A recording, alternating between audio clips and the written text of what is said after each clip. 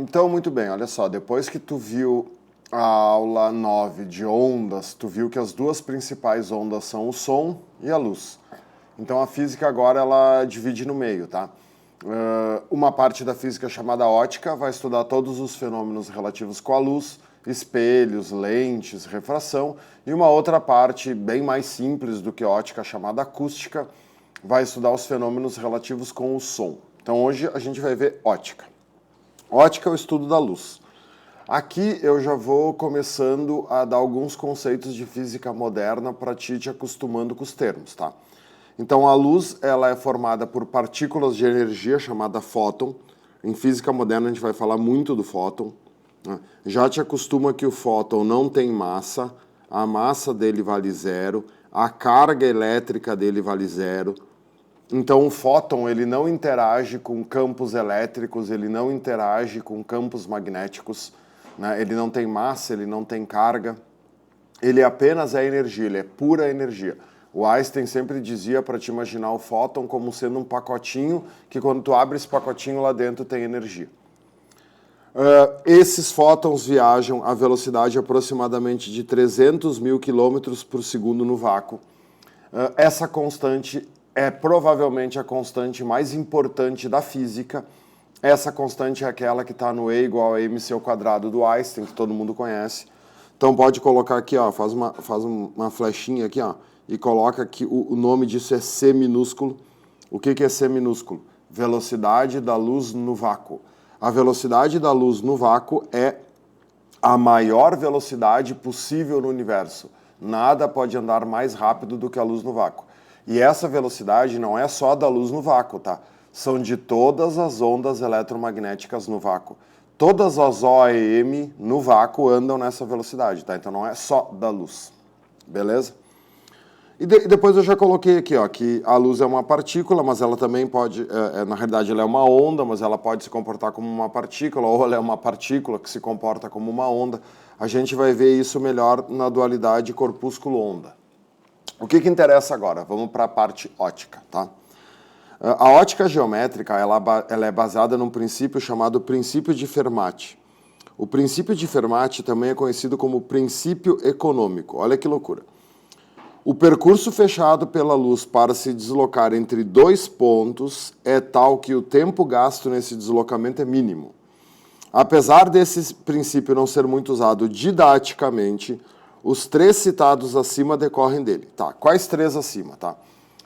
A ótica geométrica ela é baseada em três princípios que decorrem desse princípio de Fermat. O princípio de Fermat diz que num percurso fechado, a luz sempre vai percorrer o caminho de menor tempo entre eles. E a gente sabe que no meio transparente homogêneo que ela anda em linha reta, o menor tempo é uma linha reta entre os dois pontos, que é o que vai acontecer nos espelhos. O primeiro princípio diz o seguinte: no meio transparente e homogêneo, a luz se propaga em linha reta. Tá? Isso aqui, esse princípio vai trazer uma série de consequências que a gente vai ver no decorrer aí, tá? O que prova que no meio transparente e homogêneo a luz se propaga em linha reta? A formação da sombra. Então pode acrescentar aqui, ó, pode escrever aqui sombra, para te lembrar na hora que tu estiver estudando. A sombra prova que a luz anda em linha reta no meio transparente e homogêneo. Tu vê que aqui na minha iluminação, aqui, né, um lado do meu rosto está mais iluminado do que o outro. Inclusive dá para ver a sombra do meu óculos aqui, né, dos aros do meu óculos que faz no meu rosto. Quer dizer, se a luz estivesse desviando o aro do óculos e contornando e batendo aqui no meu rosto, não formaria essa sombra aqui do aro. Então, no meio transparente e homogêneo, a luz anda em linha reta. O caminho seguido pela luz independe do sentido de propagação. Quer dizer, não interessa se a luz está indo ou se a luz está voltando, ela vai fazer o mesmo caminho. Isso se chama princípio da reversibilidade.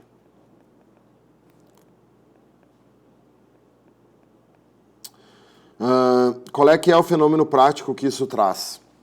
Se tu olha uma pessoa num espelho plano, essa pessoa também está te vendo, tá? Então, por exemplo, vocês estão numa diagonal com um espelho plano.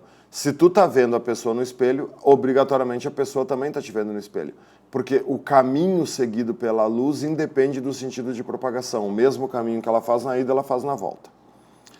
3. Um raio de luz ao cruzar com outro não interfere na sua propagação. Isso se chama princípio da independência dos raios.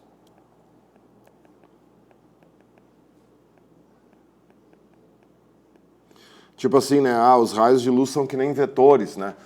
Tem um raio de luz vindo aqui, um raio de luz vindo aqui. Esses raios vão se cruzar. Quando eles se encontram, eles se juntam e vão para o meio, tipo vetores. Não. Um raio de luz, ele cruza por dentro do outro como se o outro não existisse, sem sofrer interferência. Esse raio que está vindo aqui vai continuar o caminho dele e esse vai continuar o caminho dele, tá? Então, né, os raios são independentes quando eles andam no meio transparente e homogêneo. Tranquilo. Existem duas fontes de luz, as primárias e as secundárias. As primárias são aquelas que têm luz própria. Sol, lâmpada acesa, uma chama, é bem simples. E as secundárias são aquelas que precisam ser iluminadas para serem vistas. Então, tudo que tu botar numa sala escura e tu enxergar é uma fonte primária. Tudo que tu botar numa sala escura e tu não enxergar é uma fonte secundária. É fácil, mas a URGS tem umas coisas chatas com isso, tá? Por exemplo, uma vela é fonte primária ou fonte secundária? Uma vela é fonte secundária. Mas eu vejo a vela. Sim, o que tu vê? Tu vê a chama da vela.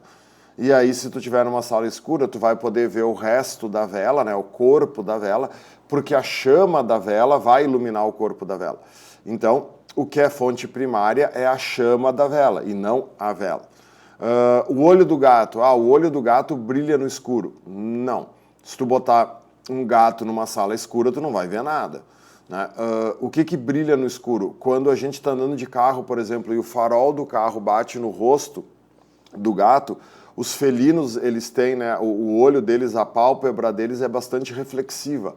E aí o olho dele reflete a luz que o farol do carro, né, iluminou. Então, ele não está brilhando no escuro, né? Imagina o olho do gato ser duas lanterninhas assim e mandar a luz. Então, cuidem, tá? É fácil, mas dá rolo. A lua. A lua brilha de noite. Não, né, pessoal? Vocês estudam geografia. A lua reflete a luz do sol. A lua é uma fonte secundária. No universo, as únicas fontes primárias são as estrelas. Só tem luz própria as estrelas. Todo o resto tem que ser iluminado para ser visto. Em relação aos meios ópticos, existem 3 meios ópticos: os transparentes, os translúcidos e os opacos. O transparente, a luz se propaga em linha reta e ele permite a nítida visualização dos objetos. A gente só vai estudar meio transparente, tá? A gente vai estudar ar, água, vidro, diamante, óleo, álcool, glicerina, lugares onde a luz anda em linha reta. O translúcido, a luz se propaga, mas ele não permite a nítida visualização dos objetos. Tipo, papel vegetal, vidro fosco, aqueles vidros canelados, trincados que a gente tem, né, nos lugares que tu quer que a luz passe, mas tu não quer ver com nitidez o que está do outro lado. E aí, claro, o meio opaco, que é aquele no qual a luz não se propaga, né? Não tem propagação de luz. Beleza? Bem tranquilo, são só conceitos, tá? Isso aqui eles não cobram muito, não. Os princípios sim, tá? Os princípios tem que saber, os 3 princípios. Tu vai ver que a gente vai estar sempre voltando para eles. Câmara escura de orifício. Aqui é o primeiro, né? É a primeira parte que a gente tem que entender um pouquinho. O que é uma câmara escura de orifício? Imaginem que vocês peguem uma caixa de sapato, façam um furinho minúsculo nessa caixa de sapato e coloquem do lado oposto, onde tu fez o furinho, um papel vegetal, que é o meio translúcido para ele ser a tela. Se tu for num quarto escuro e tu acender essa vela e tu posicionar o furo, né, bem certinho ali para a vela, e tu ficar olhando do outro lado da caixa, no fundo da caixa onde tem o papel vegetal, tu vai ver a imagem da tela, a imagem da vela de cabeça para baixo. Por que isso acontece? No meio transparente e homogêneo, os raios luminosos se propagam em linha reta. Então imagina, um raio luminoso sai desse objeto, esse raio ele anda em linha reta, ele passa pelo furo, notem que o furo aqui é uma coisa minúscula, e ele vai bater aqui formando a imagem da ponta da vela. A mesma coisa vai acontecer com um raio que sair da base do objeto, da vela, vai passar aqui e ele vai bater aqui. Então, a imagem da vela fica de cabeça para baixo. Por que isso é importante? Porque é assim que funcionam as máquinas fotográficas, o nosso olho. Tudo que vocês estão vendo é projetado na retina de vocês, lá que está perto do nervo óptico, de cabeça para baixo. E aí quem bota de cabeça para cima é o nosso cérebro. Vão se acostumando, tá? A gente sempre faz os objetos em ótica representados por uma flechinha para a gente poder identificar a parte de cima e a parte de baixo do objeto. Quais são as características dessa imagem? Essa imagem vai ser sempre uma imagem invertida e todas as imagens invertidas são reais. Então essa imagem é invertida e essa imagem é uma imagem real. Prof, o que é a imagem real? Bom, olha só. Vão ter dois tipos de imagens a partir de agora, as reais e as virtuais. As reais são aquelas que podem ser projetadas. Tu tem que projetar elas em algum lugar para te poder enxergar. Numa tela, numa parede, em algum lugar. Por exemplo, quando a gente dá aula e a gente usa o projetor, aquilo que vocês enxergam no quadro é uma imagem real, porque ela está sendo projetada. A tua imagem dentro de um espelho plano é uma imagem virtual, porque ela não pode ser projetada, ela está dentro do espelho. Então, espelhos planos sempre vão produzir imagens virtuais.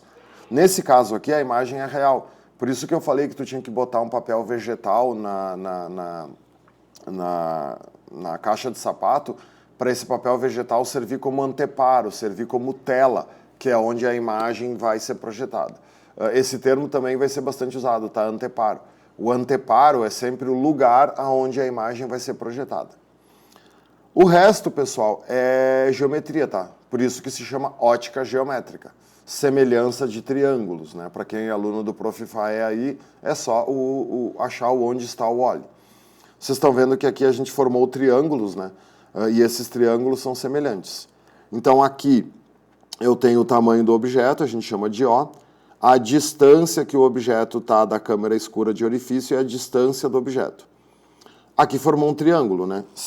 Deixa eu trocar a cor aqui para não ficar tão poluído. Se eu disser para ti que esse ângulo vale alfa, quanto que vai valer esse ângulo aqui? Alfa também, né? Eles são opostos pelo vértice. E aí, nesse triângulo, a profundidade, ó, o tamanho da câmera escura é a distância da imagem, né? E a altura aqui da imagem é o I. Então, né, se esses triângulos são semelhantes, se o alfa é igual ao alfa, eles têm o mesmo seno, o mesmo cosseno, a mesma tangente. Agora, a partir de agora, cada um faz semelhança de triângulos como acha mais legal, tá?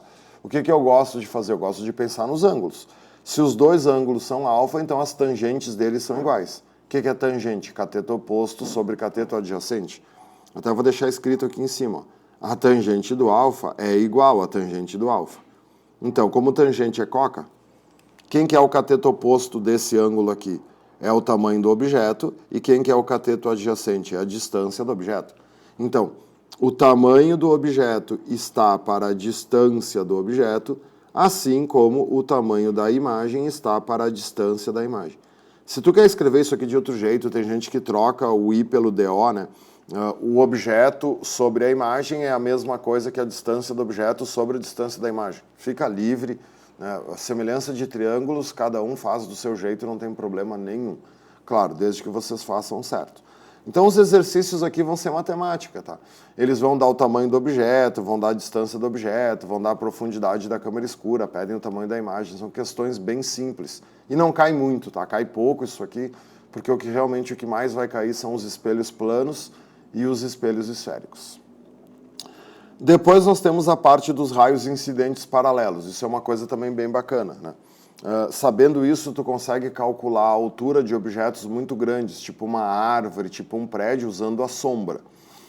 Imaginem que vocês têm uma árvore, tá? Então vamos desenhar aqui nesse triângulo aqui, ó, que esse cateto aqui é uma árvore. Então aqui tu vai ter o tronco da árvore e aqui tu vai ter a copa da árvore. Tá? Então imagina que tu queira medir a altura dessa árvore, né? Tu não vai subir até o topo lá da árvore para largar uma trene para medir a altura da árvore. Espera ali, né?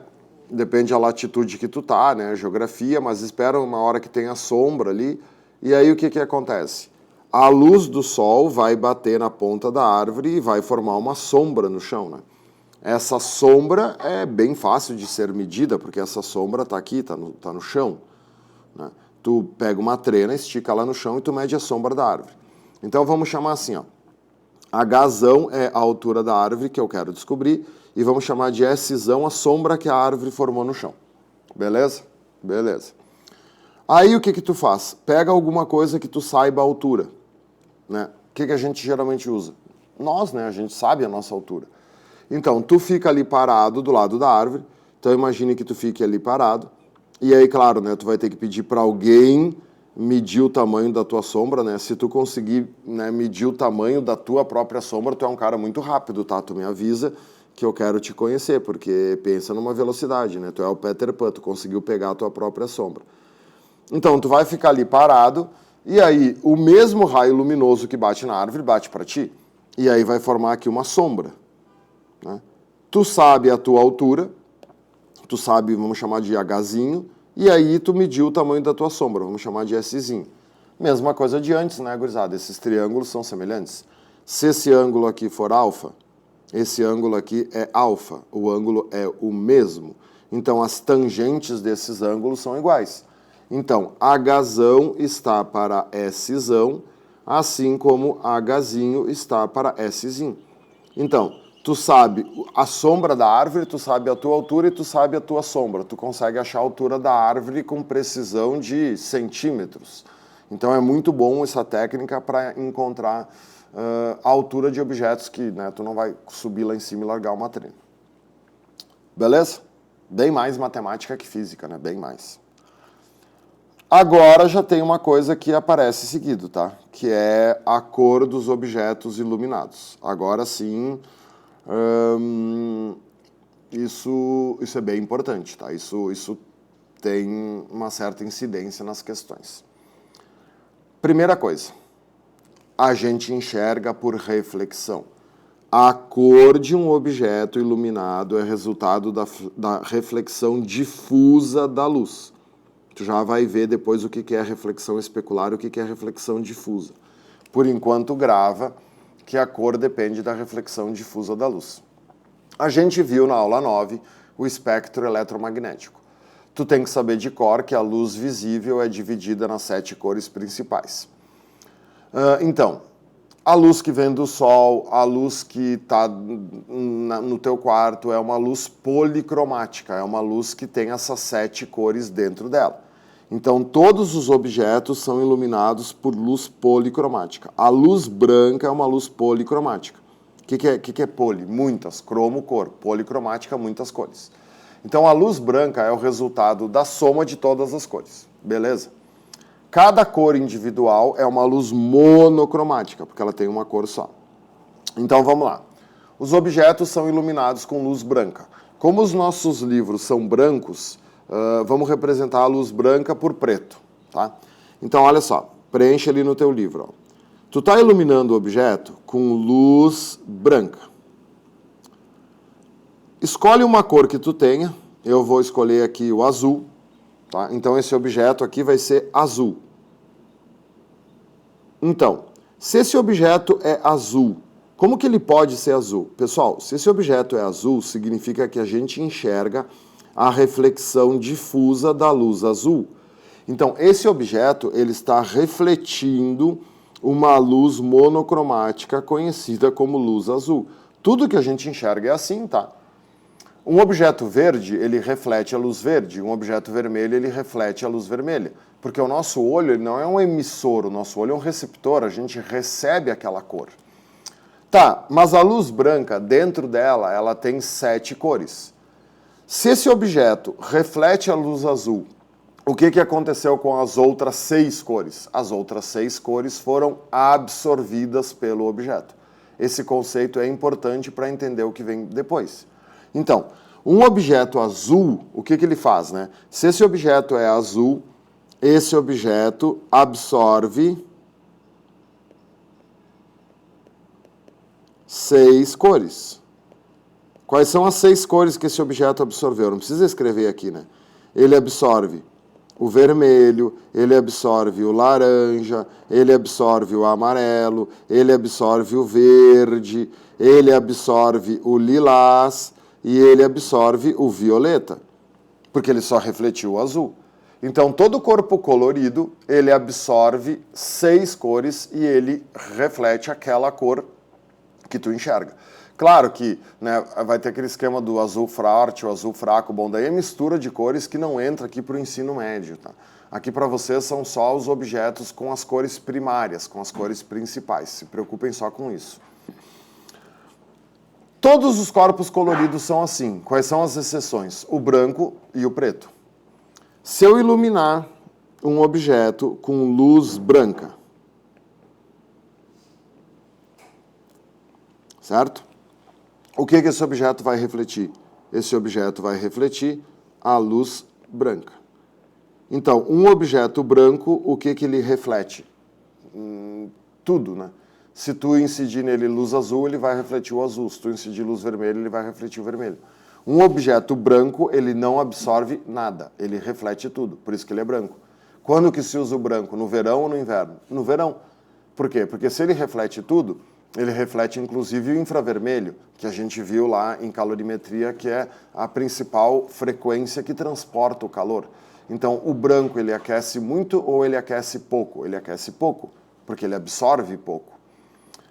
O preto é o inverso, né? Tu tá vendo que aqui no preto tem uma diferença, não tem a flechinha da reflexão, né? Tu ilumina um objeto com luz branca, certo? E esse objeto é preto. O que ele reflete? Nada. Então o preto, ele é bom de ser usado no inverno, ele aquece muito, porque ele absorve tudo. Claro, né, pessoal, que isso aqui se chama, a gente vai ver depois em física moderna, se chama corpo negro ideal.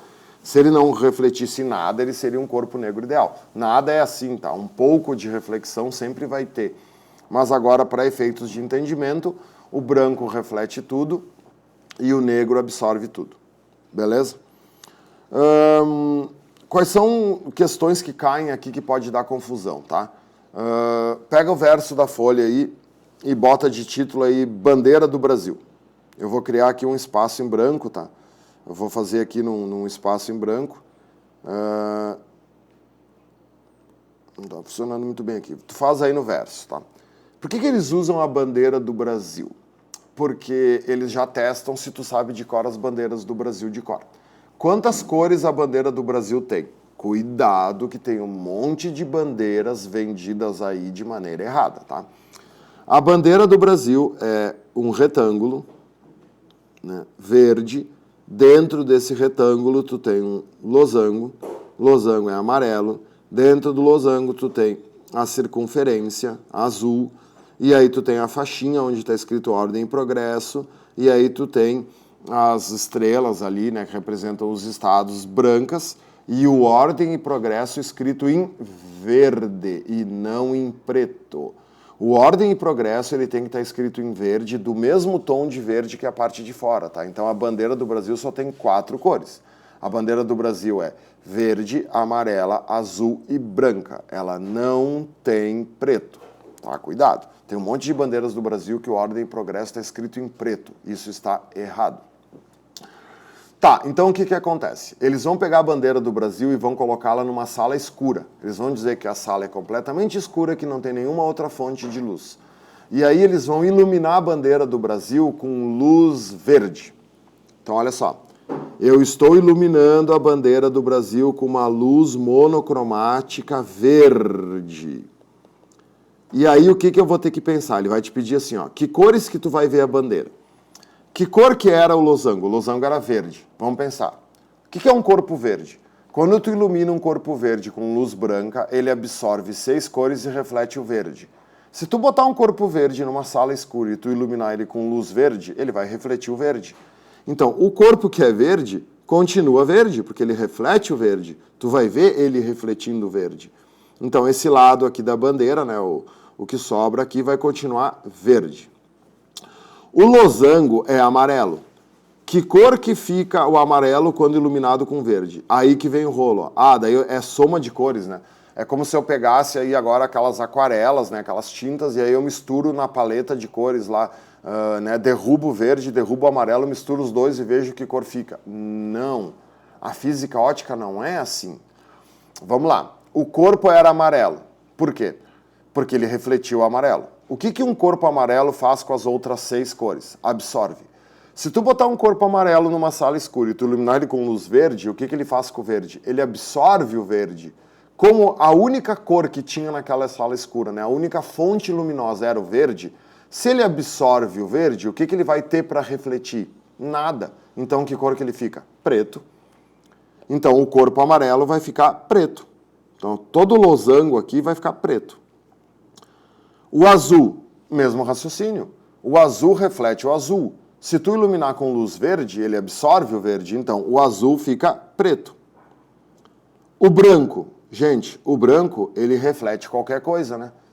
Então, se tu iluminar ele com luz verde, ele vai refletir o verde, então o branco fica verde. O branco, ele assume qualquer cor. E o ordem e progresso, que era verde, vai continuar verde. Então aqui tu vai ver uma faixa verde. Tu não conseguiria nessa bandeira ler o ordem e progresso daí. Porque a faixa branca ficaria verde e o escrito ficaria verde também. Então tu não conseguiria ter uma distinção entre as letras e o fundo. Então olha só, qual é a regra? Quando tu bota um corpo colorido numa sala escura, a cor que for a mesma cor que tu está iluminando continua daquela cor. Todas as outras cores ficam pretas. E o branco assume aquela cor que tu está iluminando. Beleza? Cuida para não errar isso, que é fácil e isso cai com uma certa frequência. Na sequência, espelho plano. Vamos lá. O espelho plano é mais um daqueles casos em física que a teoria é simples, não tem muita coisa para ver, mas as questões são difíceis, tá? Vocês vão ver nos exercícios que as questões mais complicadas em ótica são de espelhos planos.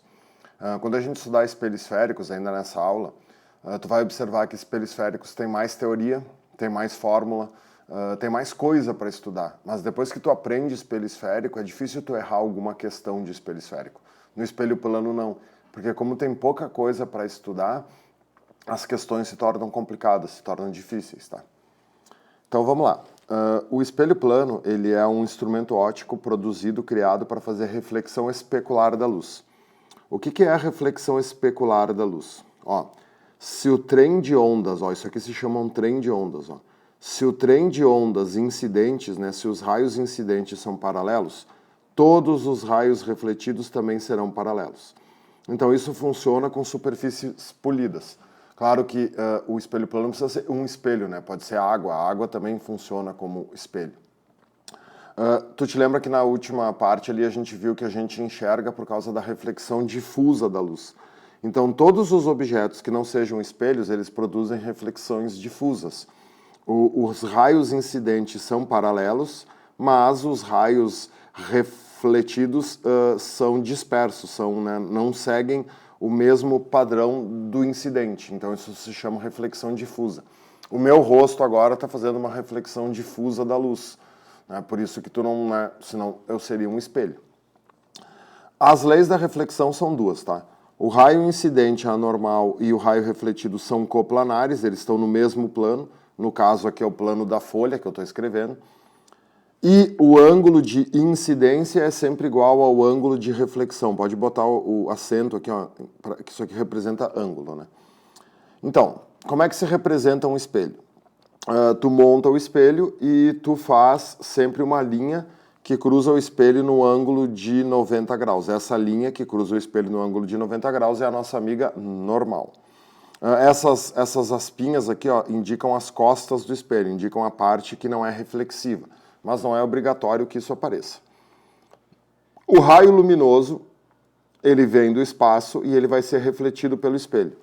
Então, um raio luminoso vem, ele bate no espelho, o ângulo formado entre o espelho e a normal se chama ângulo de incidência. Aqui é uma coisa que vocês têm que ter cuidado, que a gente erra questões por isso, tá? Por convenção, o ângulo é sempre formado com a normal. Em espelhos isso não tem tanta importância, mas na nossa próxima aula, na nossa aula 11 de refração, isso é muito importante. O padrão da física é medir o ângulo com a normal e nunca com a superfície do espelho. e aí esse raio vai ser refletido. Então, esse cara aqui é o RI, é o raio incidente, e esse cara é o RR, é o raio refletido. Aqui tu vai ter o ângulo de reflexão, a lei diz que esses ângulos sempre são iguais. Então, claro, se os ângulos com as normais são iguais, esses ângulos aqui também vão ser iguais, né? Porque a soma deles dá 180, ou a soma do I com esse aqui dá 90, tanto faz. Então é bem simples, é só saber isso. Como é que são as características da imagem? Como é que se forma a imagem no espelho plano? A imagem sempre se forma atrás do espelho. Como ela é atrás do espelho, a gente diz que essa imagem é uma imagem virtual. O que é uma imagem virtual? É aquela que não pode ser projetada. A imagem do espelho plano está sempre dentro do espelho, então tu não tem como projetar essa imagem. Ela tem as mesmas dimensões do objeto, então ela não é nem maior nem menor. Ela é direita, toda a imagem virtual é direita e ela é simétrica. Geralmente a imagem e o objeto não são sobreponíveis. Depois a gente vai ter que conversar sobre isso aqui. Então olha aqui. Aqui tu tem um objeto, que é uma pessoa ali com uma camiseta escrito física, e aí aqui nós temos a imagem, vocês estão vendo como é que ficou física ali, né? Essa imagem é uma imagem igual, vai te acostumando. O A do espelho plano vale 1, depois tu vai entender o que é esse A lá em espelhos esféricos. O A é o aumento, o espelho plano não aumenta nem diminui, então o A vale 1. Essa imagem é virtual, ela não pode ser projetada. Toda a imagem virtual é uma imagem direita ou direta. Tem livros, né? Tem questões que vão usar a palavra direita, tem questões que vão usar a palavra direta. E geralmente a imagem e o objeto não são sobreponíveis. Olha ali, se tu botar a imagem física em cima ali, né, por causa do escrito física não vai ser sobreponível. Seria sobreponível se não tivesse a palavra física escrito, por isso que tem geralmente, né? Quando o objeto é simétrico, quando o objeto é igual dos dois lados, o objeto e a imagem vão ser sobreponíveis, porque ele é simétrico. Então, tu só consegue ver isso de não ser sobreponível se o objeto for assimétrico. Que é o que nós vamos fazer aqui, ó. Prolonga um pouco esse espelho aqui, tá? Deixa ele um pouquinho maior e vamos colocar a letra F de física aqui na frente. Então, assim, ó, como que se faz uma imagem, tá? Vou explicar passo por passo para quem tem dificuldade nisso aqui. Como é que eu faço a imagem desse F? A lei diz o seguinte: se o objeto está a uma distância x do espelho, na mesma distância x para trás tem que estar a imagem do espelho. A distância é a mesma do espelho. Então, quando tu tem um objeto assimétrico e tu tem dúvida como é que fica a imagem desse objeto, divide o objeto em pontos. Olha só, vamos marcar um ponto aqui, um ponto aqui, um ponto aqui, um ponto aqui, um ponto aqui, um ponto aqui. Não vai precisar todos esses, né? Tu tá vendo que esse primeiro ponto aqui, ó, ele tá perto do espelho. Então, a imagem dele vai estar perto do espelho. Esse ponto aqui, ó, esse ponto F aqui, ó, esse aqui tá longe do espelho. Então, a imagem dele vai ficar para trás daquele ponto. E aí, pensando nisso, tu já entendeu, né? Então, aquele outro ponto vai ficar aqui, né? Esse ponto aqui, ó, que está no meio do F vai ficar embaixo daquele, e assim sucessivamente, então a imagem do F vai ficar assim, né? Tá vendo? Essa imagem não é sobreponível a esse objeto. Ele tem o mesmo tamanho. Cuidado, não diz que essa imagem é invertida. Invertida em física é quando fica de cabeça para baixo. Essa imagem não está de cabeça para baixo, então ela é direita. Só que o objeto e a imagem não podem ser colocados um em cima do outro. E isso tem nome. A URGS já pediu isso. Isso se chama enantiomorfismo. Tu te lembra em química que tu estuda uma isomeria, né, uma isomeria ótica, que são os enantiomorfos, que não dá para colocar um em cima do outro? Então, essa imagem, ela é enantiomorfa. Escreve aí, ó. Enantiomorfa. Ela é direita, mas ela é não sobreponível. Então, isso é enantiomorfismo. E agora vem o que interessa para resolver as questões, tá? 90% das questões que tem aí de espelhos planos, vocês vão resolver com esse conhecimento que eu vou passar agora para vocês. Então, assim, ó, agora tem que ter certeza do que está acontecendo, tá? O bom da aula ficar gravada em vídeo é que tu pode assistir isso aqui várias vezes se tu tiver dúvida. Então, olha só. A gente tem ali um espelho e a gente tem um objeto e um observador. Vocês estão notando o seguinte, ó, o observador está aqui, o objeto está aqui e o espelho está aqui. Quer dizer, o observador, o objeto e o espelho não estão um de frente para o outro, né? O observador não está aqui, o objeto não está aqui. É possível que esse observador enxergue a imagem desse objeto através desse espelho? Claro, né? Basta tu imaginar isso na tua casa, coloca um espelho na diagonal em relação a ti e aí tu vai ver objetos que estão lá na diagonal. Então, qual é que é o truque para se fazer isso?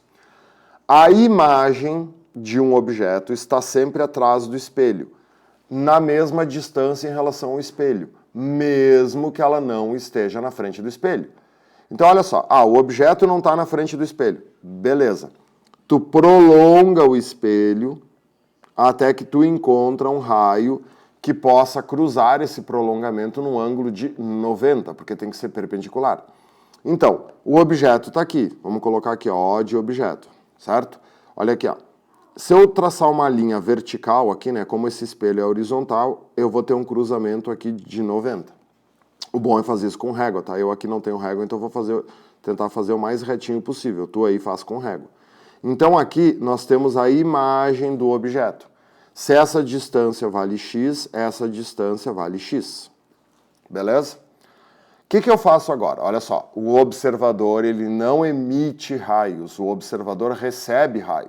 O observador enxerga o objeto porque ele recebe o raio refletido pelo espelho.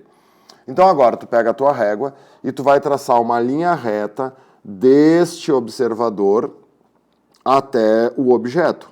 Eu vou tentar fazer uma linha aqui. Olha aqui, ó. Se eu fizer uma linha reta aqui, ó, do observador para a imagem, esse é o raio que o observador recebe. Essa linha ficou contínua, depois eu vou apagar ela, tá? Porque eu vou escrever por cima. Qual é que é o correto aqui agora? Olha só. Esse raio aqui, ó, essa parte desse raio ele é contínuo e depois a continuação dele atrás do espelho é pontilhado. A gente sempre procura fazer atrás do espelho como sendo pontilhado. Por quê? Porque isso representa linhas virtuais. Então agora, deixa eu ver se eu consigo apagar aqui essa linha preta aqui, sem apagar o resto. Não vou conseguir aqui. Bom, tudo bem, tá? Eu só quis fazer para ficar bonito. Mas deixa assim, não vai mudar o teu entendimento. E aí, pessoal, isso aqui, ó, esse raio aqui, ó, na frente do espelho é a volta do raio, né? É o raio que o observador está recebendo. E aí agora eu tenho que fazer um outro raio que sai do objeto e vai aqui para esse ponto aqui, ó. Então, essa é a ida do raio. Como é que eu sei que meu desenho está perfeito? Olha só, por isso que se chama ótica geométrica. Esses triângulos aqui, eles são triângulos semelhantes, né?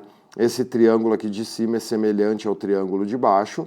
E se eu, né, traçar a normal, qual é a lei maior do espelho? Olha só, se eu traçar uma linha aqui que cruza no ângulo de 90 o espelho, que linha é essa? Normal. E eu medir este ângulo aqui, que vai ser o ângulo de incidência, e medir este ângulo aqui, que vai ser o ângulo de reflexão, obrigatoriamente esses dois ângulos são iguais. Então essa técnica faz com que tu resolva a imagem, né, de qualquer lugar, de qualquer posição. Vamos fazer uma coisa inclinada, uma coisa diagonal, tá? Pega aí o verso da tua folha. Ó, eu vou criar um espaço em branco aqui, tá vendo? Vou fazer um desenho meio rabiscado, meio rápido, né? Isso aqui é só para te treinar, tá? Então imagina o seguinte, ó, que eu tenho um espelho diagonal aqui, ó, um espelho pequenininho diagonal, tá vendo? Tá, e aí eu coloque um objeto aqui assim, ó. Certo? Aqui está o objeto. E aí eu coloque o observador aqui assim. Né? Como é que eu vou fazer o raio luminoso que vai do objeto para o observador? Então, vamos lá. Mesmo treino de antes. Eu prolongo o espelho, sempre na mesma direção do espelho. Eu tenho que fazer um raio, né, uma linha que bote para trás num ângulo de 90, o mais próximo de 90 possível. Tá vendo? Esse ângulo aqui é 90. Ó. Então, aqui eu tenho a imagem. Então, agora eu traço uma linha reta entre esse observador e essa imagem. Ó. Vou fazer sem régua aqui, meio no olho, mas aí tu vai entender. Ó. Atrás do espelho é pontilhado. Esse raio aqui é o raio que está vindo para o observador, que está saindo do espelho. Tá, e agora eu faço a parte inicial do raio, né? Ó. O raio que saiu do objeto, bateu no espelho e foi para o observador. Entendeu? De novo, por que eu sei que esse desenho está certo? Porque se eu traçasse uma linha aqui que cruza o espelho no ângulo de 90 chamada normal, e eu pegasse um transferidor e medisse esse ângulo aqui, e medisse esse ângulo aqui, eu verificaria que esses dois ângulos são iguais. Tá vendo? Não é difícil, mas tem que pegar essa manha, porque isso é a parte de espelhos que mais cai em provas, principalmente na URGS, tá? O Enem não trabalha muito com espelho plano, mas a URGS bastante. Então tá, vou voltar para lá. E agora, olha só. Agora nós vamos fazer exatamente ao contrário. Eu vou pular essa parte da translação e essa imagem entre dois espelhos e vou para o campo visual, que é a segunda coisa que mais cai em provas, tá? Então presta bem atenção aqui. Olha só. O que é o campo visual? As questões vão ser assim, ó. Elas vão te dar um observador e elas vão te dar múltiplos pontos. Aqui eu coloquei 6 pontos. E aí a questão vai te pedir assim: quais desses 6 pontos poderão ser vistos através do espelho pelo observador? Claro, né? Não adianta o observador olhar direto para os pontos, é através do espelho. A questão vai querer saber quais imagens vão aparecer no espelho. Dá para fazer isso da maneira que a gente fez antes? Dá. Só que dá muito trabalho. Olha só. Não copia isso que eu vou fazer agora, tá? Só presta atenção, tá? Não precisa copiar, só presta atenção. Peraí que a minha caneta aqui pifou. Eu posso pegar e colocar cada um desses pontos para trás do espelho e verificar se é possível ver a imagem? Claro que eu posso. Então, olha só o que eu faço. O ponto A, tá? Eu prolongo o espelho, né? Tá, e aí eu coloco aqui, não copia isso, ó. O A tá aqui, né, 90 graus, tá vendo? Então aqui vai estar o A', que é a imagem do ponto A. Aí eu traço uma linha reta, vou fazer aqui ó, tudo a olho, ó, do observador para esse A'. Tá vendo onde é que bateu aqui, ó? Cara, aqui não tem espelho. Então, esse observador não consegue enxergar aquele ponto. Por quê? Porque o espelho teria que, no mínimo, terminar aqui. Tá, então o que eu faço agora para resolver esse problema? Eu vou apagar tudo que eu fiz aqui. Cara, eu não vou ficar fazendo isso, né, ponto por ponto. Imaginem uma questão que tenha 20 pontos. Eu vou ter que fazer 20 vezes isso. Então, como o raio é reversível, tu te lembra do princípio da reversibilidade? Em vez de colocar os objetos para trás, tu coloca o observador para trás, porque tu só tem um observador e tu tem múltiplos objetos. Então, eu pego a minha régua. Ó, eu verifico. O observador aqui, ó, o observador, ele está na frente do espelho? Não.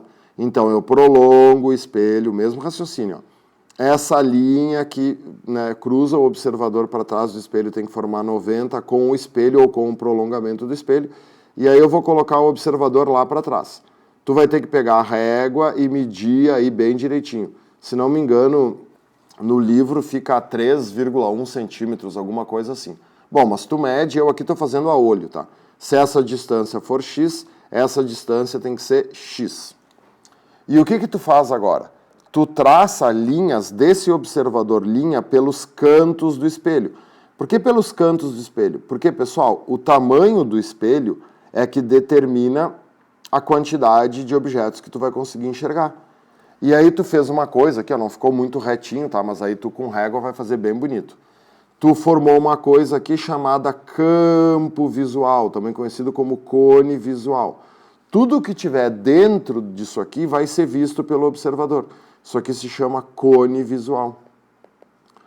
Então, esse observador ele vai conseguir enxergar o ponto C, o ponto D e o ponto E. O F, o A e o B ele não vai conseguir ver, porque eles estão fora do cone visual. Outro cuidado, tá? Nunca pintem essa parte aqui, tá vendo? Ó? Porque tem questões chatas que colocam pontos atrás do espelho. Aqui atrás do espelho o cara não vai ver, né? Porque o raio luminoso, né? O espelho é opaco à luz, né? Tu não consegue ver atrás do espelho. Então o cone visual é sempre essa parte aqui, ó, do espelho para frente. Se tiver pontos atrás do espelho, é óbvio que o cara não vai conseguir ver esses pontos. Cuidado para não te atrapalhar com isso. Então, olha só. Quando tu vai fazer o traçado do raio luminoso, tu coloca o objeto para trás do espelho. Quando tu vai fazer o campo visual, quando tu vai fazer quais objetos o observador consegue enxergar, tu coloca o observador para trás do espelho. São procedimentos invertidos. Isso é bem importante. Qualquer dúvida nos exercícios, volta e assiste esses vídeos de novo. É simples, mas é aí que vai estar a resolução da maioria das questões. Depois nós temos duas partes bem específicas, tá? Que não são muito cobradas, mas tem que saber, né? Translação. O que é translar? Translar é mudar de posição. Cuidado que tem gente que passa a vida inteira em física confundindo translação com rotação. A geografia faz isso com a gente, né? Translação é o nome do movimento que a Terra faz ao redor do Sol. Então, quando tu pede para uma pessoa, me faz aí com o dedo o que é uma translação, as pessoas fazem assim. Não, pessoal. Translar é ir de um ponto para o outro. Translar é mudar de posição. O nome do movimento que a Terra faz ao redor do Sol é translação porque ela muda de lugar. A Terra faz rotação, ela gira ao redor do próprio eixo, né? Claro que aqui não dá para ver porque aqui não tem, aqui com a tampa é melhor, né? A Terra faz rotação, só que ao mesmo tempo que ela faz rotação, ela faz translação. A Terra rota e muda de posição ao mesmo tempo. Então, translar é mudar de lugar, não tem nada a ver com rotação, tá? Eu deixei o desenho aqui num papel quadriculado para a gente não precisar ficar fazendo régua, tá? Usando régua. Então, olha só. Eu tenho um objeto aqui, minha caneta está pifando, tá? Só um pouquinho. Então, olha só. Ali eu tenho um objeto, então aqui eu tenho um objeto O, e aqui eu tenho um espelho. O espelho vale E. Estou tentando fazer com o dedo aqui, não vai ficar bom, né? A caneta já vai voltar. Então, eu tenho um objeto e tenho um espelho aqui, certo? E aqui eu tenho o objeto. Qual é a distância que o objeto está do espelho? 1, 2, 3 quadradinhos. Então, 1, 2, 3 quadradinhos para trás está a imagem deste objeto. A imagem está aqui. O que a gente vai fazer agora? A gente vai translar o espelho. O que é translar o espelho? A gente vai pegar o mesmo espelho e vai aproximar ou afastar ele do objeto. Porque translar é mudar de lugar. Então, o que a gente vai fazer nesse desenho? A gente vai fazer uma translação de afastamento. Eu vou translar o espelho para trás. Então, muita gente chega em casa, né, e não consegue entender isso aqui porque olha o desenho e pensa que são dois espelhos. Não são dois espelhos. É o mesmo espelho que foi levado para trás. Esse espelho foi levado para trás 2 quadradinhos, tá vendo? Nós vamos chamar essa distância de D. D é a distância que o espelho transla. Qual é a distância agora que o objeto está do espelho?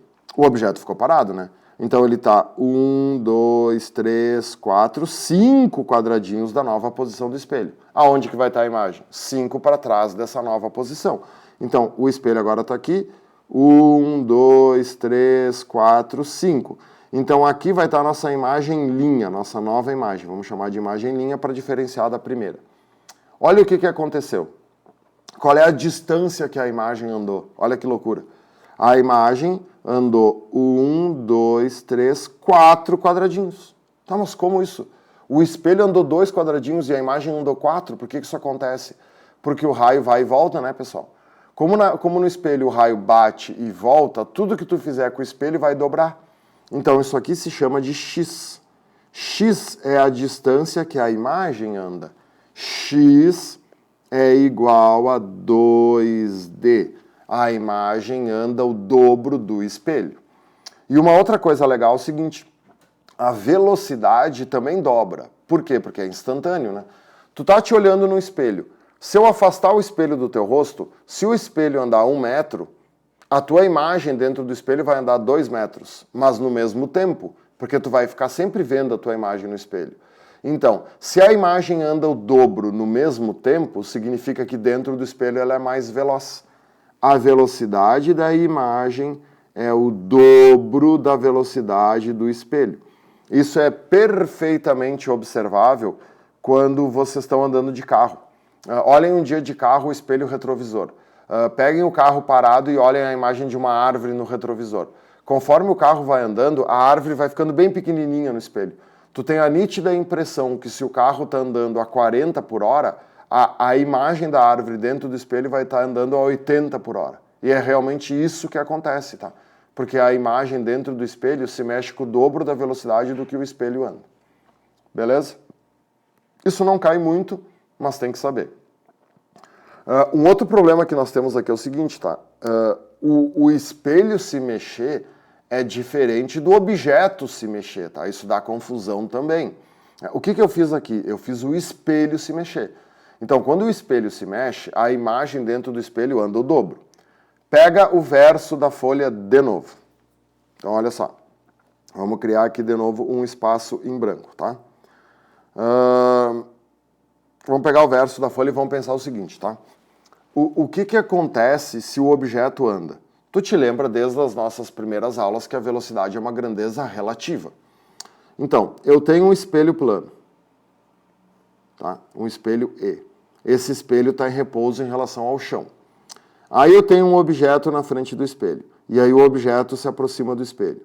VOE vale 10 metros por segundo. O que é VOE? Velocidade do objeto em relação ao espelho. Toda velocidade precisa de um referencial. Aonde que vai estar a imagem desse objeto? A imagem desse objeto vai estar atrás do espelho na mesma distância do objeto. Aqui vai estar a imagem. Se o objeto se aproxima do espelho, é claro que a imagem também se aproxima do espelho. Quanto vale VIE? O que é VIE? A velocidade da imagem em relação ao espelho. Ah, então, professor, a velocidade da imagem em relação ao espelho agora vai ser o dobro. Não. Se a velocidade do objeto em relação ao espelho é 10, a velocidade da imagem em relação ao espelho também é 10, né, pessoal? Se o objeto se aproximar 2 metros do espelho, a imagem vai se aproximar 2 metros do espelho. Beleza? Tá, mas e essa história de ser o dobro? Tá, e aí a velocidade relativa? Agora, o objeto e a imagem estão se aproximando um do outro, cada um tem 10. E aí o que se faz com essas velocidades? Se soma, né? Se caso eles colidirem, eles se baterem, vai ser uma colisão forte ou fraca?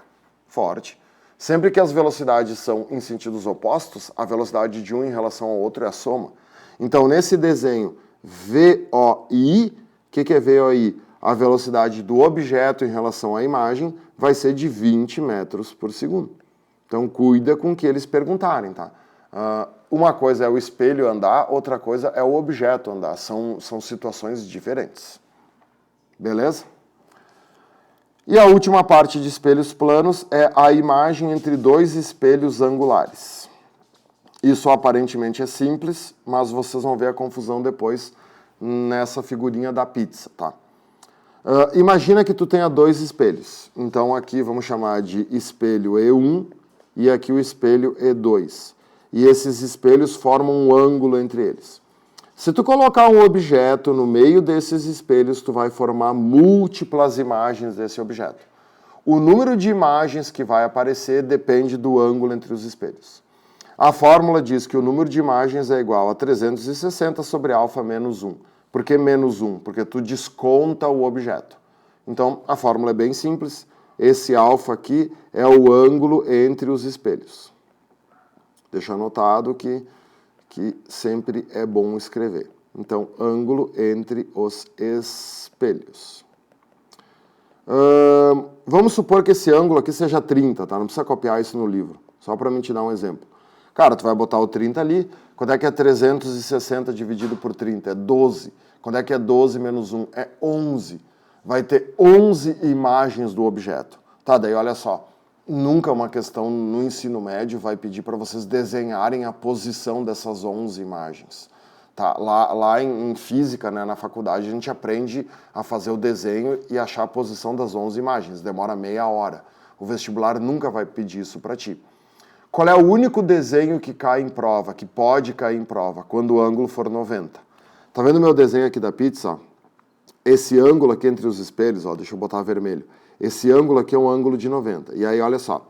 Essa pizza aqui, ó, é uma fatia de pizza. Essa pizza, ela foi dividida em 4 partes, tá? Então, isso aqui é 1/4 de uma pizza, tá? Tá vendo que no momento que tu botou ali, a pizza aparece inteira de novo. Por que a pizza aparece inteira de novo? Se tu botar 90 aqui no lugar do alfa, 360 dividido por 90 dá 4. 4 menos 1 dá 3. Então, tá vendo, ó? Aqui tu vai ter a primeira imagem da pizza, aqui tu vai ter a segunda imagem da pizza e aqui tu vai ter a terceira imagem da pizza. Então a pizza parece que voltou a ficar redonda. E aí tu tem que ter muito cuidado com o enantiomorfismo. Olha só, pega o verso da folha de novo. Vou te mostrar aqui com uma letra, tá? Saca só aqui, ó. Imagina que tu tenha dois espelhos formando um ângulo de 90, tá? O que eu vou te explicar agora é muito importante para resolver uma questão depois que vai ter na prova do Homer Simpson, tá? Imagina que eu tenho uma letra assimétrica. Vamos fazer a letra R, que vai ser um pouquinho difícil de desenhar, tá? Se o ângulo é 90, quantas imagens do R vai ter? 3. A primeira imagem e a segunda imagem, elas são fáceis de desenhar, ó, porque elas estão aqui nesses espelhos. Se eu botar um R aqui, botar um espelho horizontal aqui, ó, não vai ficar enantiomorfo? Ó, esse R não vai ficar assim? Né? Usa a técnica aquela que eu te ensinei dos pontos. E a imagem desse R aqui, ó, não vai ficar assim? Enantiomorfa, tá vendo? Aonde que está a terceira imagem? Tu viu ali na pizza, ó. A terceira imagem, ela está sempre no vértice do espelho. E aí o que é interessante é o seguinte, ó. Esse desenho, ele forma como se fosse aqui um retângulo ou um quadrado. Essa imagem é como se esse espelho aqui se prolongasse para cá ou esse espelho aqui se prolongasse para cá. Tanto faz. Ó, imagina tu fazer a imagem desse R aqui, ó. Tá? Se tu fizer a imagem desse R aqui, formado por esse espelho horizontal, não ficaria um R assim? Esse R aqui também pode ser a imagem desse R aqui, ó, formado por esse espelho aqui. Sacou? Só que daí olha o que acontece. Se tu pegasse em 3D, né? Ó, essa imagem, ela não é enantiomorfa dessa? Sim. E essa imagem aqui não é enantiomorfa dessa aqui ou dessa aqui? Sim. Pessoal, o contrário do contrário é o próprio objeto, né? Então, se tu olhar para esse R aqui na vida real e olhar para esse R aqui, essa imagem não é enantiomorfa. Essa imagem é exatamente igual ao objeto. É o único jeito de fazer um espelho plano, fazer uma imagem igual. O que isso quer dizer? Que se tu levantar a mão direita, a tua imagem vai levantar a mão direita. Porque tu tá vendo ela no canto do espelho. Isso é meio complicado de entender, tá? Talvez tu tenha que voltar para isso lá para a questão do Homer Simpson. Quando aparecer a questão do Homer. Olha essa pizza aqui, tá? Saca só aqui, ó. Presta bem atenção porque é difícil de ver, tá? Eu vou apagar aqui tudo que eu fiz para não ficar poluído, tá? Então, olha só. Tá, apaga, diabo.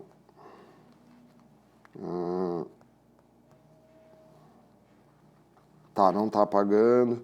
A caneta parou de funcionar. Bom, o que eu quero que tu vá observando aí, ó. Olha as calabresas, tá? Não vou conseguir apagar aqui, meu programinha hoje não tá colaborando comigo. Tá, deixa eu ver se agora eu consigo. Não consigo, sei lá o que deu. Olha essa calabresa aqui, tá? Ó, essa calabresa aqui tá distante e essa calabresa aqui tá perto, né? Essa calabresa aqui tá do lado esquerdo e essa calabresa aqui tá do lado direito, beleza? Olha essa imagem aqui, ó. A calabresa distante tá aqui e a calabresa perto tá aqui. Imagina que tu é um observador, que tu tá olhando daqui, né? Qual calabresa aqui, ó? Vira o coisa pra ti, né? Vira o livro, assim, ó, na direção do observador. Tá vendo? Qual calabresa que é distante aqui? É da esquerda. Se tu olhar essa imagem aqui, a calabresa distante é da direita. Ela é enantiomorfa. Se tu pegar essa imagem aqui também, ó, imagina que tu seja o observador aqui, ó. Olha para essa calabresa aqui. Qual é a calabresa distante? É a direita. Agora, se tu pegar essa imagem que está aqui no vértice, se tu for o observador aqui, ó, qual é a imagem que está distante aqui? É a esquerda. Então, essa pizza aqui, ó, que é a original, e essa pizza aqui que está no vértice, elas têm exatamente, elas não são enantiomorfas, elas são iguais, porque essa calabresa aqui é da esquerda e essa calabresa aqui é da esquerda. Isso quer dizer que se fosse uma pessoa, que é a questão do Homer Simpson, e essa pessoa levantasse a mão esquerda, a imagem também ia levantar a mão esquerda. Geralmente, né, porque tu tá vendo, as imagens ficam cruzadas, ó. Essa parte da pizza tá aqui, né, desse lado aqui do espelho, e essa parte da pizza está desse lado aqui do espelho. Então, essa imagem que fica no vértice, ela não é enantiomorfa, é uma exceção. Cuidado com isso, tá? Por isso que espelho plano é meio difícil. Beleza? Na próxima parte, vamos para espelhos esféricos. Valeu! Muito bem, última parte dessa nossa aula de ótica, espelhos esféricos. Como o próprio nome diz, o espelho esférico vem de uma esfera. Imagina que essa esfera aqui, ela seja espelhada por dentro e por fora, tá? Então imagina um globo, né, uma esfera, e ela é toda feita de espelhos. Se a gente pegar e cortar uma calota da esfera, cortar uma parte dessa esfera e retirar essa parte fora, a gente vai obter tanto um espelho côncavo quanto um espelho convexo. Então, né, isso é uma dúvida que pode ter. Faz uma conchinha com a mão, o lado de dentro é o lado côncavo é o lado que a gente toma sopa com a colher, e o lado de fora da mão é o lado convexo. Qual é a primeira coisa que tem que saber de espelhos? Qual é a primeira fórmula que tem que saber de espelhos esféricos?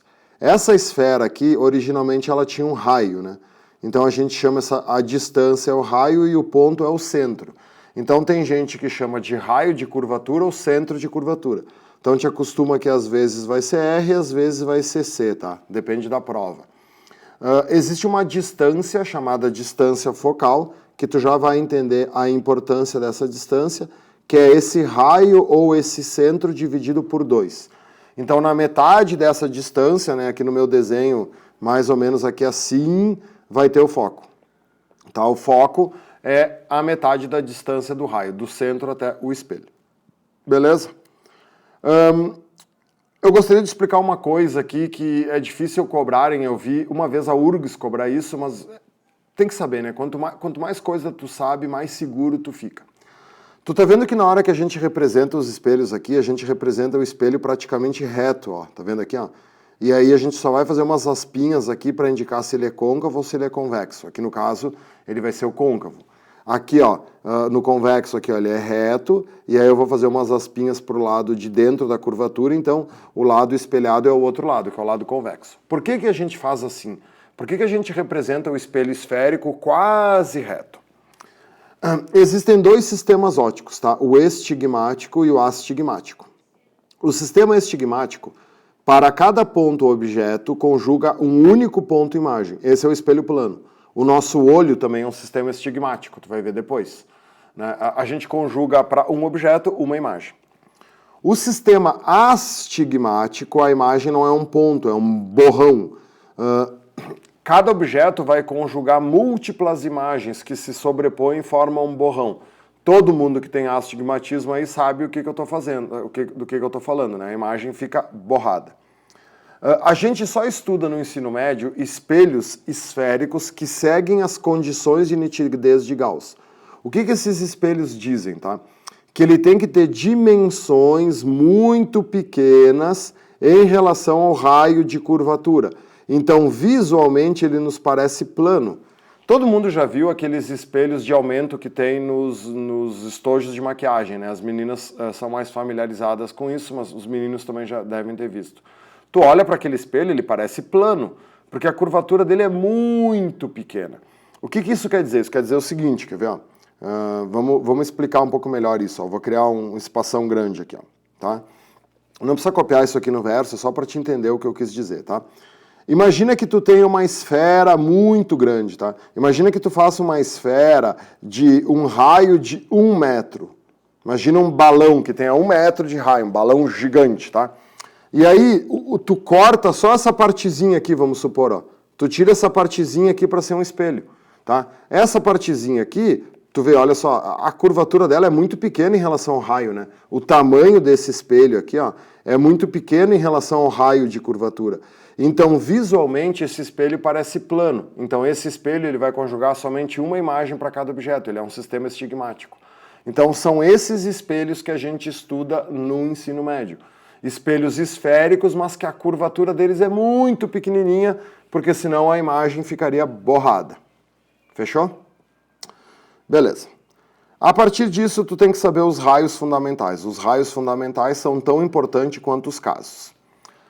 Existem 3... O que deu aqui que não está endireitando? Só um pouquinho aqui. Existem... 3 raios fundamentais, tá?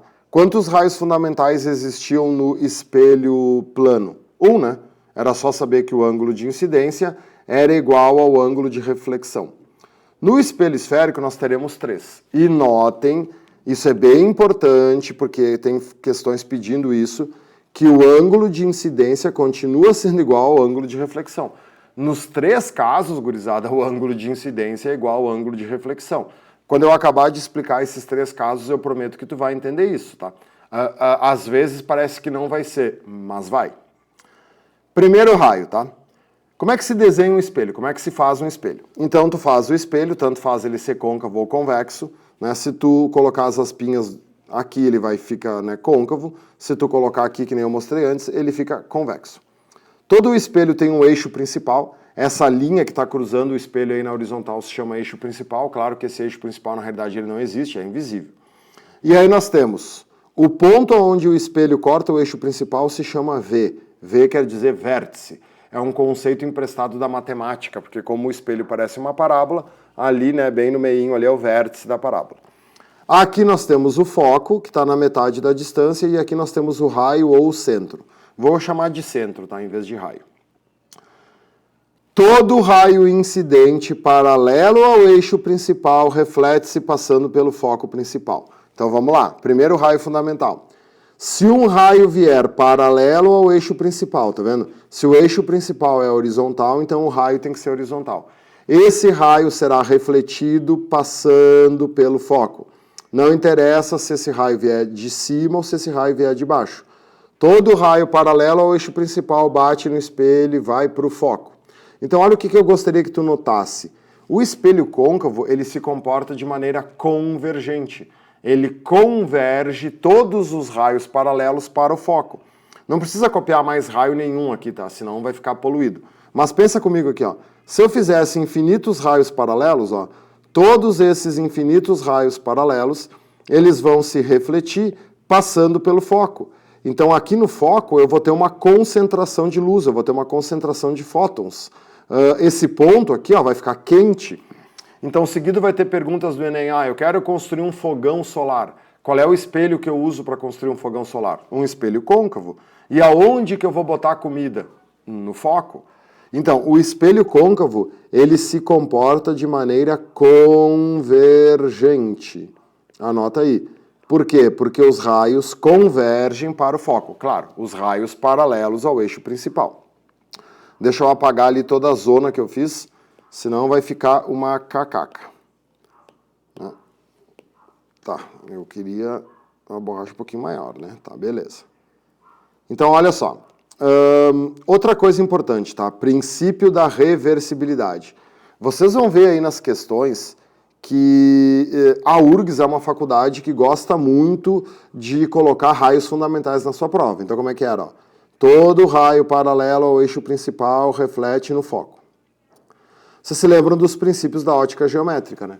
O caminho descrito pelo raio independe do sentido, o princípio da reversibilidade. Então, olha só. Aplicando-se o princípio da reversibilidade, concluímos que todo raio incidente passando pelo foco principal reflete-se paralelamente ao eixo principal. O que isso quer dizer, gurizada? Essas flechinhas, elas podem ser invertidas. Né? Se eu inverter essa flechinha aqui, ó, todo raio que passa pelo foco volta paralelo. Vou fazer de outra cor aqui, ó, preto. Pode copiar esse no livro. Vou fazer um que vem de cima. Ó. Se um raio vier e passar pelo foco e bater no espelho, como que esse raio vai se refletir? Esse raio vai se refletir paralelo ao eixo principal. Princípio da reversibilidade. Beleza? Como é que fica no espelho convexo? Bom, aí tem que ter cuidado, né? Ó, o raio vem paralelo ao eixo principal e bate no espelho. E aí tu tá vendo o seguinte... O foco e o centro de curvatura, eles ficam do outro lado, né? Porque o espelho é convexo. Então, eu não posso agora fazer esse raio atravessar o espelho. A função do espelho é refletir o raio. Então, um pontilhado vai daquele ponto onde ele bateu no espelho para o foco, porque isso é atrás do espelho, e aí o raio vai ser refletido nessa direção aqui, tá? Então, olha só, né? Não precisa copiar, só pensa comigo. Se viesse infinitos raios aqui, ó, todos os raios paralelos ao eixo principal, o que eles fariam? Eles fariam assim, né? Esses raios, eles estão se juntando ou eles estão se afastando de um ponto comum? Eles estão se afastando. É como se o espelho convexo espalhasse os raios. Então a gente diz que o espelho convexo é um espelho divergente. Tu nunca vai fazer um fogão solar ou conseguir produzir fogo usando um espelho convexo. Só consegue fazer isso se tu usar um espelho côncavo. Beleza? Então vou apagar esses raios aqui para não poluir. E aqui também existe o princípio da reversibilidade, né, pessoal? Se todo raio paralelo ao eixo principal se reflete no foco, imagina um raio aqui, ó. Eu vou fazer o prolongamento antes, tá? Imagina um raio que está vindo aqui, ó, inclinado, certo? E ele bate no espelho, ó. Esse prolongamento passa pelo foco, tá? Então esse raio vai voltar paralelo ao eixo principal. É o princípio da reversibilidade. Beleza? O que eu gostaria que tu notasse agora? Tu tá vendo que se tu olhar esses pontos aqui, ó, depois eu vou fazer isso aqui ampliado. É difícil de fazer a normal aqui e de entender se o ângulo de incidência é igual ao ângulo de reflexão. Mas é. Já vou te mostrar isso, tá? Qual é o segundo raio? Todo raio incidente que passa pelo centro de curvatura volta sobre si mesmo, justamente porque o I é sempre igual ao R. Então vamos lá. Eixo principal, esse espelho aqui é um espelho côncavo, vértice, foco, centro de curvatura. Todo raio paralelo, todo raio que passa pelo centro, ó, se tu tiver um raio que passa pelo centro e bate no espelho, usa régua aí, né? Esse raio, ele vai e volta sobre ele mesmo. O caminho de ida é igual ao caminho de volta. Já vou deixar anotado aqui, ó, para te pegar amanhã, ó, porque esse ângulo de incidência vale zero. Se o ângulo de incidência vale zero, o ângulo de reflexão também vale zero. Por isso que ele tem que bater e voltar sobre ele mesmo. A mesma coisa se eu fizer para baixo aqui, ó. Se um raio passar pelo centro aqui, ó, e bater no espelho, esse raio vai bater e voltar sobre ele mesmo, porque o ângulo de incidência vale zero. Com o espelho convexo é a mesma coisa, só que usando os prolongamentos. Então aqui eu vou ter o foco, aqui eu vou ter o centro, ó. Se um raio, agora, ó, olha agora o prolongamento que passa pelo centro. Ó. Se um raio vier lá do espaço e o prolongamento dele passar pelo centro, ele bate e volta sobre ele mesmo. Tá vendo que é fácil, mas é fácil se enganar também. Se esse raio fosse um pouquinho mais inclinado, ó, não copia isso no livro para não poluir, mas só pensa comigo. Se esse raio fosse um pouquinho mais inclinado e o prolongamento dele passasse pelo foco, ó, imagina esse raio aqui, ó. Se o prolongamento dele passasse pelo foco, daí ele voltaria paralelo, porque daí seria o caso de cima. Né? Essa história de voltar sobre ele mesmo é só se o prolongamento passa pelo centro. Aqui também podemos fazer por cima, não tem problema. Até deixa eu tirar aqueles pontinhos, aqueles vermelhos também ali, né? Ó, se eu fizer por cima aqui um raio, ó, faço o prolongamento primeiro. Ó, o prolongamento passa pelo centro. Faz de régua aí para ficar bonito. Ele vai bater e voltar sobre ele mesmo. Tá, professor, eu não estou entendendo esse negócio do ângulo de incidência aí. Tá, vamos lá. Tu te lembra que o ângulo de incidência é sempre medido em relação à normal. Como que se faz a normal numa superfície curva, numa superfície esférica? Então tá, vou criar um espaço aqui. Tu pode usar o verso da folha se tu quiser copiar isso ou só presta atenção. Agora aqui, como eu tenho recursos, né? Eu vou fazer uma circunferência aqui. Deixa eu só ver se eu acho aqui a circunferência. Achei. Tá. Então, olha só. Eu vou fazer uma circunferência aqui usando o programinha aqui, tá? Fiz a circunferência. A circunferência tem um centro. Beleza? Não vai ter a marcação do centro aqui, vou ter que fazer a olho. Tá? Então, mais ou menos o meio da circunferência é aqui. Como é que se faz uma linha que corta a superfície com ângulo de 90? Tu teria que usar as tangentes. Por exemplo, eu quero fazer uma linha aqui, né? Como eu estou bem aqui em cima, a tangente é horizontal. Tá, então era só fazer uma linha vertical aqui, né? Então essa linha aqui, ó, tá cruzando a superfície no ângulo de 90. Se eu tivesse aqui, ó, exatamente nos quadrantes aqui, ó, uma linha tangente aqui é vertical, então a normal seria uma linha horizontal, o ângulo é 90. O que vocês estão observando, ó? Sempre que eu fizer linhas que passam pelo centro da circunferência, todas essas linhas cortam a circunferência num ângulo de 90. Ficou claro isso? Beleza? Então, olha só. Se essas linhas são normais, e presta bem atenção nisso que eu estou fazendo, porque isso vai te ajudar muito depois na nossa aula 11, que é a aula sobre refração, porque a gente vai ter que estudar refração em esferas. A física é sempre uma sequência, tu tem que entender tudo o que está acontecendo. Imagine então que essa parte aqui, ó, seja um espelho côncavo, tá? Claro que esse espelho não seguiria as condições de nitidez de Gauss, né, pessoal? Porque esse espelho aqui é um espelho com uma curvatura muito acentuada em relação ao raio. Mas vamos explicar assim, tá? Então, olha só. Aqui eu teria o eixo principal do espelho, né? Esse ponto aqui seria o centro e esse ponto aqui seria o foco. Beleza? Aí, olha só. Primeiro, todo raio paralelo ao eixo principal se reflete passando pelo foco. Certo? Tá, e como é que eu sei que aqui que o ângulo de incidência é igual ao ângulo de reflexão? Para mim fazer a normal, eu não tenho que fazer uma linha que passa pelo centro. Então vamos lá, eu quero fazer a normal a esse ponto aqui, ó. Se eu fizer uma linha, e eu estou fazendo sem régua, eu estou fazendo a olho, ó, tá ficando bem bom, ó. Tá vendo aqui, ó? Essa linha aqui é a normal, certo? Olha como já dá para ver, ó. Isso aqui vai ser o ângulo de incidência. E isso aqui vai ser o ângulo de reflexão. Esses dois ângulos são iguais. Por isso que ele foi para o foco. Olha o segundo caso, tá? Todo raio que passa pelo centro, ele bate e volta sobre ele mesmo. E aí eu te falei que nesse caso aqui o ângulo de incidência é zero. Por que zero? Cara, esse raio ele está passando pelo centro, né? Esse raio aqui, ó, não é a própria normal, né? Se esse raio é a própria normal, quanto é que vale o ângulo que ele tem com a normal? Zero. Então, se o ângulo de incidência vale zero, o ângulo de reflexão vale zero. Isso é uma coisa que eu não mostrei lá no espelho plano antes, mas é uma coisa meio óbvia, ó. Tu tem um espelho plano, tá? O que nós temos? A normal. Né? Se um raio de luz incidir em cima da normal, assim, ó. Né? Quanto é que vale esse ângulo de incidência? Não vai me dizer que é 90, o ângulo é zero, porque o ângulo é medido com a normal. Cara, esse raio vai bater e vai voltar sobre ele mesmo, porque se o ângulo de incidência é zero, o ângulo de reflexão vale zero. Concorda comigo? Então notem que todos os raios fundamentais vêm do fato do ângulo de incidência ser igual ao ângulo de reflexão. Eu já vi uma questão da PUC perguntar isso. O ângulo de incidência só é igual ao ângulo de reflexão nos espelhos planos? Não. Em qualquer espelho, a incidência e a reflexão sempre são iguais. Só que às vezes é difícil de ver isso por causa dessa história de traçar a normal.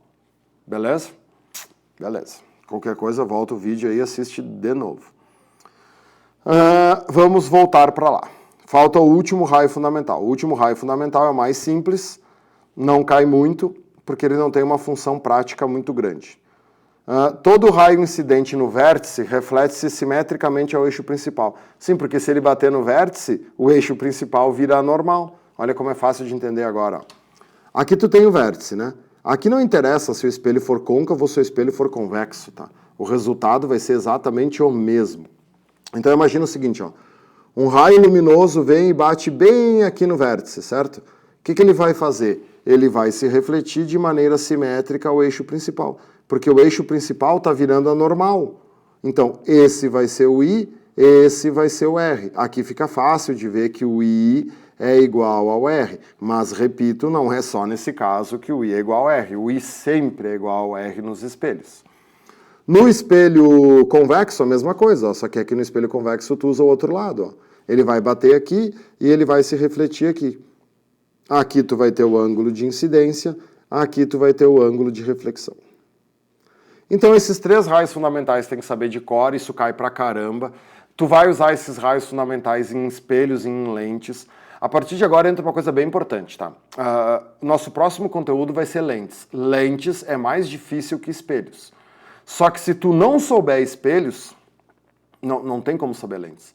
Vocês vão ver que a maioria das questões de prova não são de espelhos, são de lentes. Só que um depende do outro, tá? Três raios fundamentais, né? Vamos lá. Todo raio paralelo vai para o foco, todo raio que passa pelo centro volta sobre ele mesmo, o raio que bate no vértice se reflete de maneira simétrica. Agora vem uma parte chamada construção geométrica das imagens. São 6 casos. Esses 6 casos, infelizmente, têm que ser decorados. É ruim. Decorar é ruim. Só que não tem como tu acertar as questões sem saber de cor os casos, depois tu vai entender por quê. E, ao decorar os casos de espelhos, tu já vai também entender os casos das lentes. Por que são 6 casos? São 5 casos de espelho côncavo. Então, olha aqui, ó. Já pode botar as aspinhas aqui, ó. Aqui, ó. Tudo isso é espelho côncavo, ó. Primeiro caso, segundo caso, terceiro caso, quarto caso, quinto caso. São 5 casos do côncavo e somente um caso do convexo. Ah, mas por que, prof? Coitado do convexo, por que ele só tem um caso e o outro tem 5? Porque quando tu bota um objeto do lado convexo, o foco e o centro ficam do outro lado. E no caso do côncavo, fica do mesmo lado que tu está colocando o objeto. Pensa comigo aqui, ó. Não copia nada por enquanto, tá? Aqui está o vértice do espelho, aqui está o foco, aqui está o centro. Quando tu vai botar um objeto do lado côncavo, não tem uma reta aqui com 2 pontos, o centro e o foco? Então, tu pode colocar um objeto antes do centro, tu pode colocar em cima do centro, tu pode colocar entre o centro e o foco, tu pode colocar em cima do foco, tu pode colocar entre o foco e o vértice. Quantos casos deu? 5. Não copia isso, tá? Porque eu vou apagar. E olha o convexo. Cara, no convexo eu vou colocar o objeto aqui, desse lado. Tá, mas e o que tem aqui? Aqui não tem nada. Então, em qualquer lugar que eu colocar o objeto, o caso vai ser o mesmo. Beleza? Sacou? Perfeito. Então, vamos lá. Qual é que é o primeiro caso, então? O primeiro caso é colocar o objeto antes do centro. Então, no primeiro caso, o objeto é colocado antes do centro, longe do espelho. Como que se faz a construção geométrica da imagem? Usando os raios fundamentais. Quantos raios fundamentais tu tem que usar? No mínimo 2, porque tu precisa de 2 raios se cruzando. Então, assim, ó, cada professor tem um jeito de fazer, porque existem 3 raios fundamentais, na verdade existem 4. Se tu pensar no princípio da reversibilidade, são 4 raios fundamentais. Então, quer ver? Olha só, não copia ainda, presta atenção. Todo mundo, todos os livros de física usam o primeiro raio. Por que o objeto é uma flechinha? Para a gente poder identificar se ele vai ficar de cabeça para cima ou de cabeça para baixo. Então, tu faz o raio sair da ponta do objeto. Um raio sai da ponta do objeto, vai paralelo ao eixo principal e bate no espelho. Para onde que esse raio vai? Para o foco. Tá vendo? Ó, eu não teria como saber onde está a imagem agora, porque eu não tenho cruzamento de raios. Então, eu preciso de outro raio que saia do mesmo lugar. Então, eu vou pegar outro raio que sai da ponta. Aí, olha só. Todo raio que sai do centro, ele não passa pelo centro, não bate no espelho e não volta sobre ele mesmo? Sim, claro que aqui o espelho acabou, tá? Porque eu fiz o espelho pequenininho para ter espaço no livro, mas tem que pensar que o espelho é enorme. Tá, e aí, aqui tem um cruzamento? Tem um cruzamento, então aqui vai estar a ponta. Então, essa imagem, ela vai ficar de cabeça para baixo, ela vai ficar pequenininha ali, ó. E se eu não quisesse fazer assim? Ah, o meu professor ano passado não me ensinou assim. Beleza? Qual é que é outro jeito de fazer? Eu posso usar o princípio da reversibilidade. Olha só, todo raio que sai da ponta, né, do objeto, passa pelo foco e bate no espelho, como que ele se reflete? Ele se reflete paralelo, né? Porque é o contrário do primeiro caso. Olha ali, ó, o cruzamento vai dar no mesmo lugar. Como é que é o terceiro raio? Bom, o terceiro raio ninguém usa, tá? Porque para te usar o terceiro raio de verdade, tu teria que ter um transferidor para medir os ângulos. Mas se tu tivesse um transferidor, olha só, todo raio que sai da ponta, bate no vértice, se reflete de maneira simétrica. Tu ia ver que o cruzamento aqui ia acontecer no mesmo lugar. Então, não existe o certo e não existe o errado. Se tu usar 2 raios, tu vai achar a imagem. Não interessa quais raios tu usa. O que eu prefiro? Vou apagar tudo aqui. Eu prefiro usar o primeiro e o segundo raio. Por quê? Deixa eu te explicar. O segundo raio, ele poupa trabalho, porque eu não preciso fazer ele ir até o espelho. Olha só, eu coloco o objeto aqui, tá? Então vamos lá de novo, agora bonitinho, agora tu vai copiar. O objeto, o centro e o foco, certo? Tá, primeiro raio fundamental. Todo raio paralelo ao eixo principal bate no espelho, se reflete no foco. Segundo raio fundamental, aquele que sai da ponta e passa pelo centro. Aí olha só, já está aqui o encontro, né? Eu não preciso fazer esse raio chegar até o espelho, porque eu sei que ele vai bater no espelho e ele vai voltar sobre ele mesmo, então eu ganho tempo. Então, aonde que está a imagem? A imagem está nesse cruzamento aqui, então a imagem fica de cabeça para baixo, pequenininha aqui, ó. No primeiro caso, a imagem sempre fica entre o centro e o foco. Isso é ótimo de saber de cor. Isso não quer dizer que fica bem no meio, tá? Ela pode ficar mais perto do foco, mais perto do centro, depende da distância que o objeto é colocado do centro. Mas ela sempre vai ficar entre o centro e o foco. Quais são as características dessa imagem? Te lembra lá do espelho plano. No espelho plano a imagem era sempre igual, Era sempre direita e era sempre virtual. Aqui muda. Primeiro, essa imagem é maior ou menor? Ela é menor. Então, características da imagem. Primeiro, o tamanho, menor. Segunda coisa, a posição. Ela é invertida. E aí já vai pegando a manha. Toda a imagem invertida é uma imagem real. O que é uma imagem real? É aquela que pode ser projetada. Tu te lembra que no espelho plano a imagem era direita? Se ela era direita, ela era virtual, então ela não podia ser projetada, ela estava dentro do espelho. Beleza? A partir de agora é no automático. O único caso diferente é o segundo, tá? O segundo, tu vai ver que tu vai ter dificuldade em fazer até com a régua aí, tá? O bom do segundo caso é fazer sem régua para te dar uma entortadinha no raio, porque a régua, se tu não botar exatamente em cima do ponto e se a régua não ficar exatamente na horizontal, já sai fora, tá? O segundo caso é o mais preciso de todos, ó. Todo raio luminoso que passa, bate no espelho, né, paralelo, vai para o foco. E agora olha o que tu teria que fazer. Tu teria que passar da ponta pelo centro. Tá, mas tu tá em cima do centro, né? Então não vai ter como tu fazer isso. Então tu usa o princípio da reversibilidade. E aí o que acontece? É muito difícil fazer isso, porque a imagem ela vai ter que dar exatamente aqui, ó, exatamente embaixo. É o único caso que o objeto e a imagem têm exatamente o mesmo tamanho. Dos 6 casos, é o único caso que isso acontece. Então agora, ó, tu teria que fazer um raio, ó, que passa aqui, bate no espelho, e aí ele tem que vir exatamente naquele ponto ali, ó, bem certinho ali. Ó. Tu vê que o meu aqui já não deu muito certo.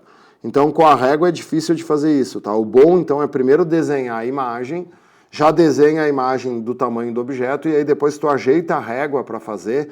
Tá vendo que aqui o ponto do foco, ó, o ponto é grande, né? Então, se tu passar o raio um pouquinho, né, mais para cima, um pouquinho mais para baixo do ponto, já sai fora. Então, para fazer preciso, o bom é desenhar a imagem antes. Então, é o único caso que a imagem é igual, né? Quando que a imagem era igual também? Lá no espelho plano. Só que no espelho plano ela era igual, ela era direita e ela era virtual. Aqui ela é igual, só que ela é invertida e toda a imagem invertida é uma imagem real. Beleza? Sequência. Nós estamos aproximando o objeto do espelho. No terceiro caso, o objeto está entre o centro e o foco. E aí tu vai observar o seguinte, ó, também existe o princípio da reversibilidade nos casos. O que tu vai ver? Deixa eu botar o objeto aqui em cima para não me atrapalhar. O terceiro, ele é o inverso do primeiro. Por quê? Um raio luminoso sai da ponta paralela ao eixo principal, bate no espelho. Para onde que ele vai? Para o foco. Vou fazer ele bem grande agora, porque o cruzamento vai ser lá no cafundó do Judas. E agora eu passo da ponta pelo centro de curvatura. Tá vendo? Ó? Esse raio desceu, só que na realidade ele subiu, né? Ele subiu, ele bateu no espelho e ele voltou sobre ele mesmo. É por isso que eu falei que ele poupa trabalho. Porque eu não preciso fazer esse raio indo até o espelho, porque eu sei que se ele for até o espelho, ele vai voltar sobre ele mesmo. Então, é bem mais fácil usar esse segundo caso. Olha a imagem onde é que está aqui, ó. A imagem está atrás do centro. Tá vendo como é o contrário do primeiro? No primeiro caso, tu bota o objeto longe, né, bem longe, a imagem fica entre o centro e o foco. Se tu botar o objeto entre o centro e o foco, onde é que a imagem fica? A imagem fica lá longe. Sacou? O que essa imagem é? Essa imagem é maior, ela continua invertida e toda a imagem invertida é uma imagem real. Tá, daí olha só, tu já decorou os 6 primeiros casos, né? Olha só, todas as imagens nos 3 primeiros casos são invertidas e reais. No primeiro caso ela é menor, porque está longe. Conforme tu vai aproximando, o tamanho da imagem vai aumentando. Então vai ter um ponto que ela fica igual e vai ter um ponto que ela fica maior. Todas são invertidas e a invertida é sempre real. Então não é tão ruim de decorar, não. Beleza, agora vamos para o quarto, para o quinto e para o sexto caso. Vou botar aqui para o lado para não atrapalhar eu ali na câmera, né? O quarto caso não serve para nada, só para te errar em prova. Na sequência, onde que eu vou colocar o objeto no quarto caso? Em cima do foco. Se eu colocar o objeto em cima do... bestaião. Em cima do foco, eu coloquei em cima do centro.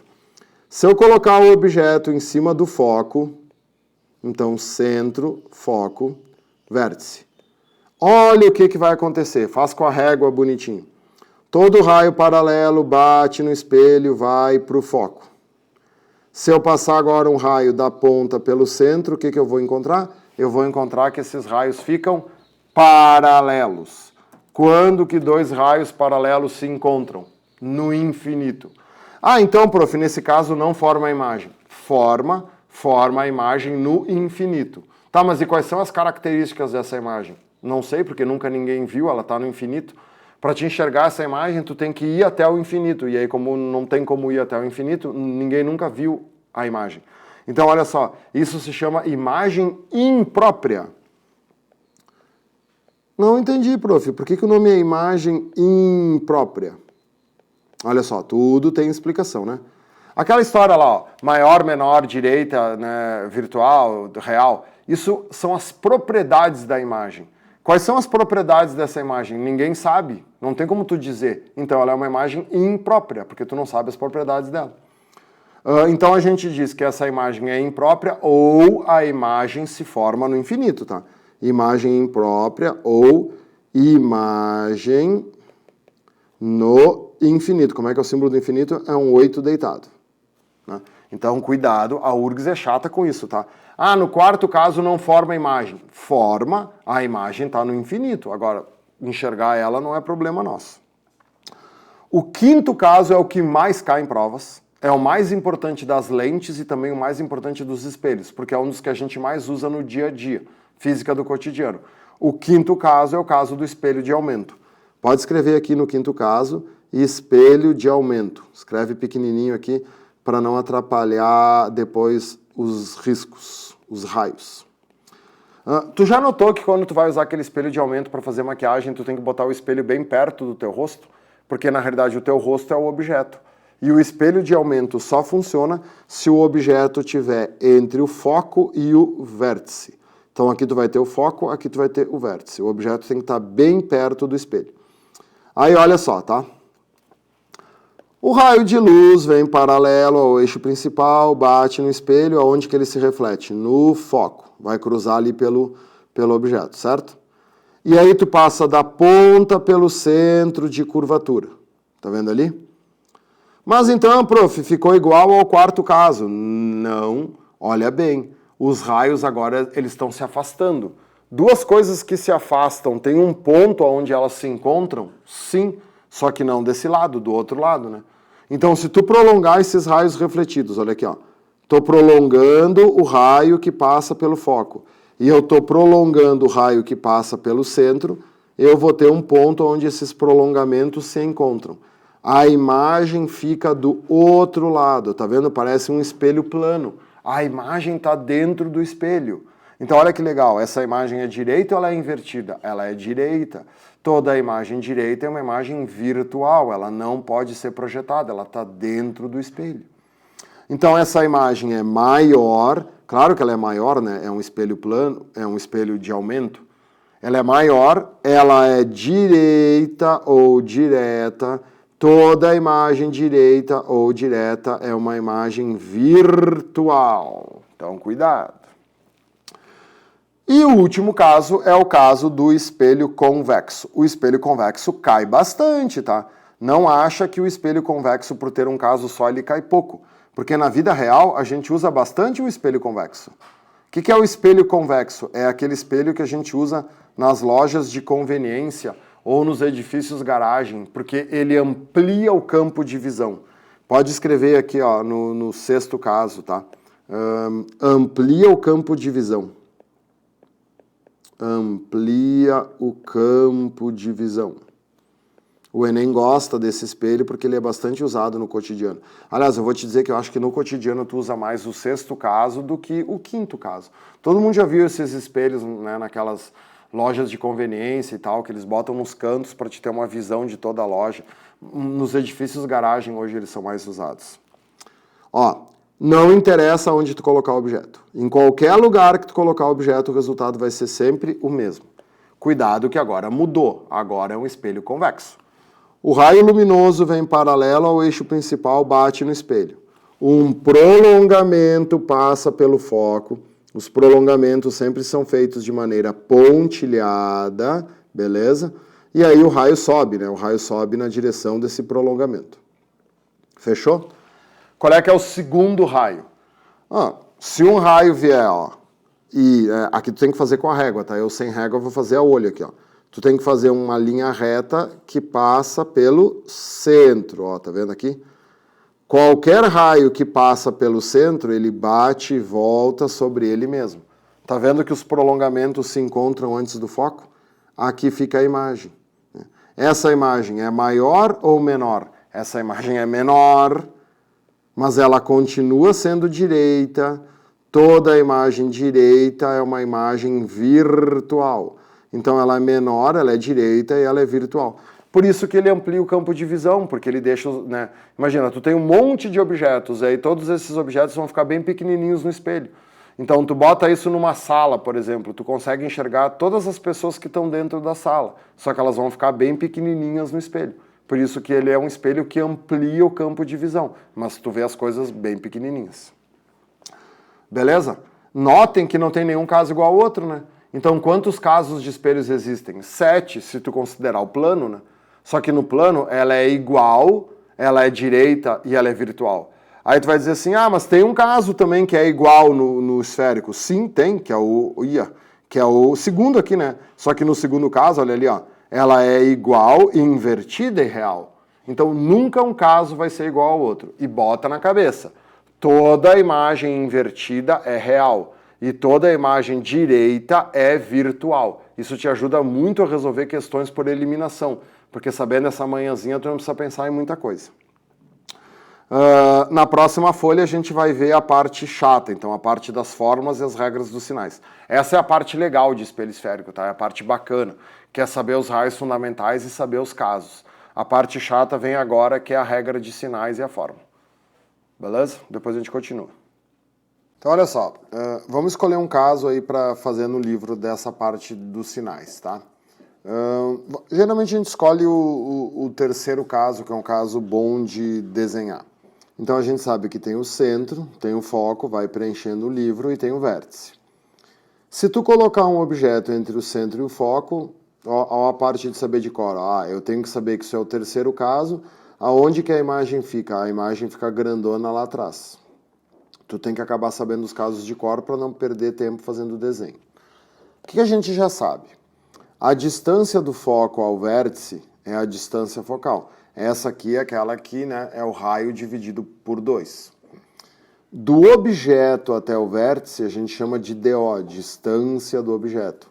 E da imagem até o vértice a gente chama de DI, distância da imagem.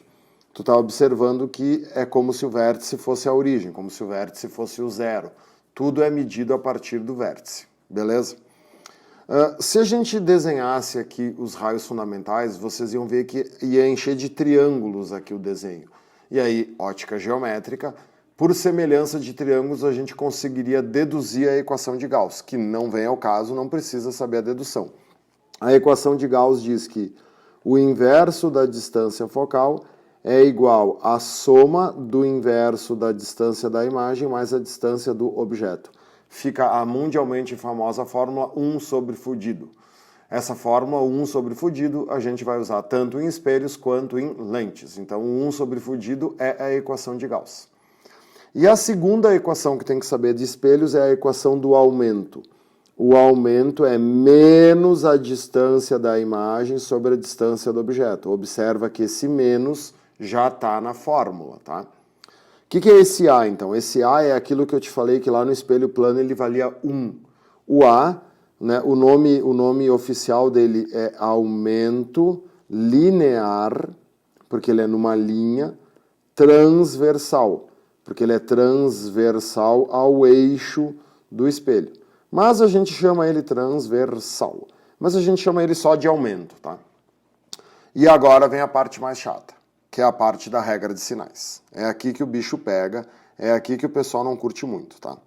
Claro que isso aqui é uma decoreba, não tem como fazer, mas toda decoreba, ela tem um motivo, né? Toda decoreba tem uma convenção.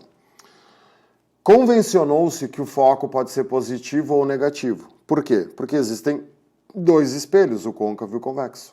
Então, o foco vai ser positivo quando o espelho for côncavo. vai preenchendo o livro. O foco vai ser negativo quando o espelho for convexo. Olha o DO, tá vendo que o DO é só um sinal só positivo? Porque DO é a distância do objeto. Não tem dois tipos de objeto, não tem objeto real, objeto virtual. O objeto é sempre objeto. Então a distância do objeto é sempre positiva. Então aí já tá uma dica, né? Tu fizer um cálculo e o DO der negativo, algo tá errado. Por que o DI pode ser positivo e o DI pode ser negativo? DI é a distância da imagem. Quantos tipos de imagem tem? Duas, as reais e as virtuais. Então, o DI é positivo quando a imagem for real e o DI é negativo quando a imagem for virtual. E o aumento? Por que o aumento pode ser positivo e o aumento pode ser negativo? Ó, a maior confusão que existe em espelhos e lentes é o sinal do aumento. Então eu gostaria que tu parasse um pouco aqui e pensasse nisso, tá? Tu viu que ali na fórmula já tem o sinal, né? O aumento tem aqui o sinal negativo na fórmula.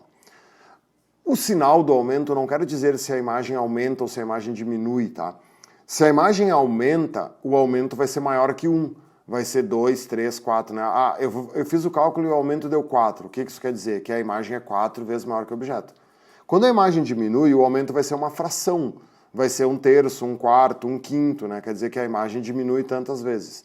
O sinal do aumento é se a imagem é direita ou invertida. Então, o aumento positivo é quando a imagem é direita ou direta. E o aumento é invertido, e o aumento é negativo quando a imagem for invertida. Te lembra que a gente acabou de ver que todas as imagens reais são invertidas e todas as imagens virtuais são direitas. Então, olha só, pega essa manha. O sinal do DI e o sinal do aumento sempre são opostos.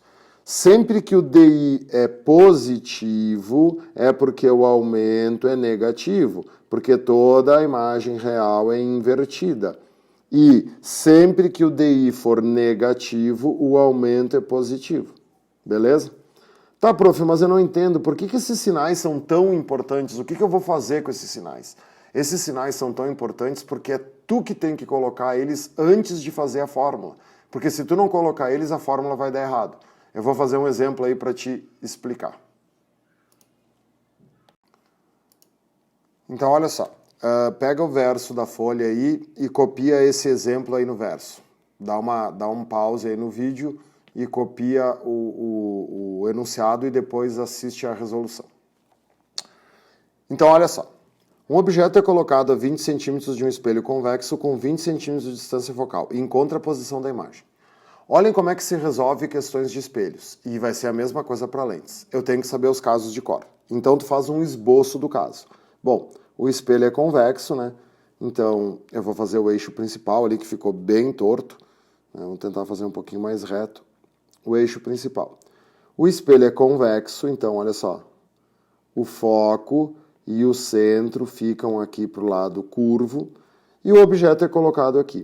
O que eu tenho que saber de cor? Cara, o espelho convexo só tem um caso. Aonde que a imagem está? A imagem está sempre antes do foco. Então, olha só. Se a distância focal do espelho é 20, eu já sei que tem que dar menos que 20. E aí eu já iria para as alternativas e já cortaria o que não for menos que 20. Então é uma questão bem simples. Ó. Um objeto é colocado a 20 centímetros de um espelho côncavo. Então o que é isso aqui? Isso aqui é o DO, que vale 20. 1 sobre fudido. 1 sobre fudido. Certo? Tá, daí olha só. Não copie ainda que eu vou resolver errado. Quanto vale o foco? O foco vale 20 centímetros.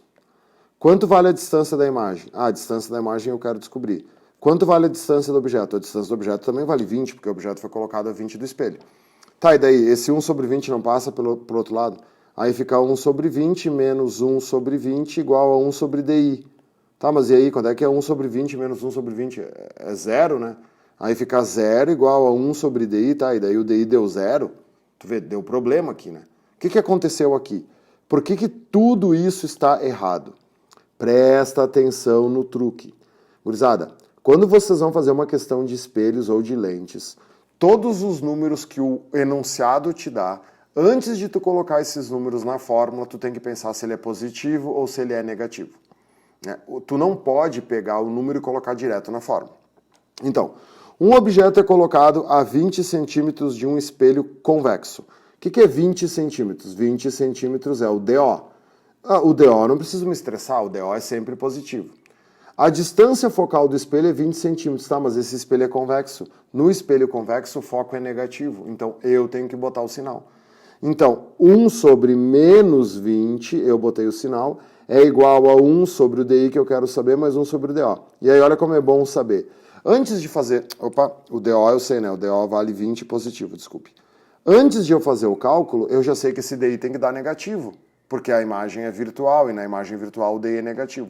Tu não pode trocar o sinal daquilo que tu calcula, tá? Tem gente que interpreta a regra de sinais errados e diz assim, ó, então como a imagem é virtual, então eu boto menos aqui no DI. Não. Aquilo que tu calcula, o sinal tem que dar certo. Tu só troca o sinal daquilo que tu colocou na fórmula. Então, olha só, claro que dá para resolver isso aqui fazendo o mínimo de tudo, mas o que eu te aconselho sempre? Isola e deixa a incógnita de um lado e só faz o mínimo dos números para facilitar a vida. Então, esse 1 sobre 20 passa para o outro lado negativo. Então, fica menos 1 sobre 20, menos 1 sobre 20, igual a 1 sobre DI, né? Tá, e daí menos 1 sobre 20, menos 1 sobre 20 é menos 2 sobre 20, que é igual a 1 sobre DI. E aí multiplica cruzado, vai ficar que menos 2DI é igual a 20, né? E aí vai ficar que a distância da imagem vale menos 10 centímetros. Tá vendo? A distância da imagem deu menor do que o foco, deu antes do foco, o foco era 20 e já deu negativo. Por isso que a regra de sinais é tão chata, porque é tu que tem que colocar o sinal.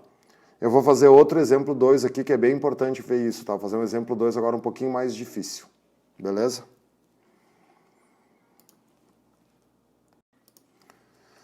Então vamos lá, mesma coisa de antes. Dá pause e copia esse exemplo aí no verso.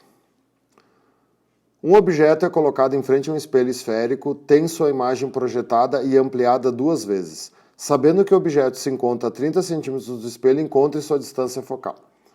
Nunca tentem fazer uma questão de espelho sem antes identificar o caso. Quais são as pistas aqui? A imagem foi projetada. Se a imagem foi projetada, ela é uma imagem real. Quais são os casos que a imagem é real? O primeiro, o segundo e o terceiro. No primeiro ela é real e menor, no segundo ela é real e igual, no terceiro ela é real e maior. A imagem foi ampliada 2 vezes. Beleza, então é o terceiro caso. Então eu já sei que é um espelho côncavo. Nota que o cara nem me disse aqui se o espelho era côncavo ou convexo, né? Então eu sei que é um espelho côncavo. Eu sei que eu tenho foco e que eu tenho centro. Se é o terceiro caso, o objeto tem que ser colocado entre o centro e o foco. Não quer dizer que seja bem no meio. Nesse caso vai ser, mas não é obrigatório que seja. E a imagem vai ficar grandona aqui atrás. Perfeito? Perfeito. O que ele me deu? Ele me deu que ela foi ampliada 2 vezes e ele me disse que o objeto se encontra a 30 centímetros do espelho. Então o que é isso? É a distância do objeto. O objeto está a 30 centímetros do espelho. Isso é o DO. Tá, 1 sobre fudido. 1 sobre fudido. Consigo fazer 1 sobre fudido direto? Não, porque eu não tenho nem o foco, nem o DI. Então não tem como eu achar isso aqui direto. Eu tenho outra informação? Tenho. Ela foi ampliada 2 vezes. O que é isso? É o aumento. O que é aumento? Aumento é menos a distância da imagem sobre a distância do objeto, beleza? Quanto vale o aumento? Olha só. Essa imagem é invertida, ela é de cabeça para baixo. Quando a imagem é invertida, o aumento é negativo. Então eu não posso botar ali, ó. Se eu botar aqui, ó, que o aumento é 2, olha o que acontece, ó. 2 igual a menos di sobre do, tá? Quanto vale o do? O do vale 30. O do é sempre positivo, né? Tá vendo que o di vai dar menos 60? Tá errado isso aqui, né, pessoal? Por quê? Porque a imagem foi projetada, ela é uma imagem real. Se a imagem é real, o di tem que ser positivo. Então tu vê que é legal que se tu sabe espelhos, a regra de sinais vai te ajudando a conferir se está certo ou se está errado. Então olha como é fácil de errar. Qual foi a única cagada que eu fiz aqui? Se eu tivesse botado menos no 2 aqui, ó, menos 2, esse menos cancelaria com esse menos, e aí a resposta seria mais 60. E a resposta é mais 60. Porque agora eu posso fazer 1 sobre fudido, daí ó. A distância focal eu quero descobrir, a distância da imagem é 60 e a distância do objeto é 30. Né? Por que o 30 é positivo? Porque a distância do objeto é sempre positiva, então tem que estar sempre pensando nos sinais. Qual é o mínimo entre 60 e 30? 60, né? Aí fica 1 mais 2. aí fica 3, aí multiplica cruzado, fica 3F igual a 60, fica que o foco desse espelho vale 20 centímetros. Tá vendo? Olha como confere, o foco deu 20, né? O foco deu menor do que a distância do objeto, porque eu sabia que daqui até aqui tem 30 e daqui até aqui tem 20. Então, assim, é assim que você resolve espelhos, tá? Tu tem que montar o caso e tu sempre tem que pensar nas regras de sinais. Isso vai servir tanto para espelhos quanto para lentes. Fazendo isso aí, vai embora. O negócio agora é praticar. Faz os exercícios, pratica. Valeu? Tchau, tchau.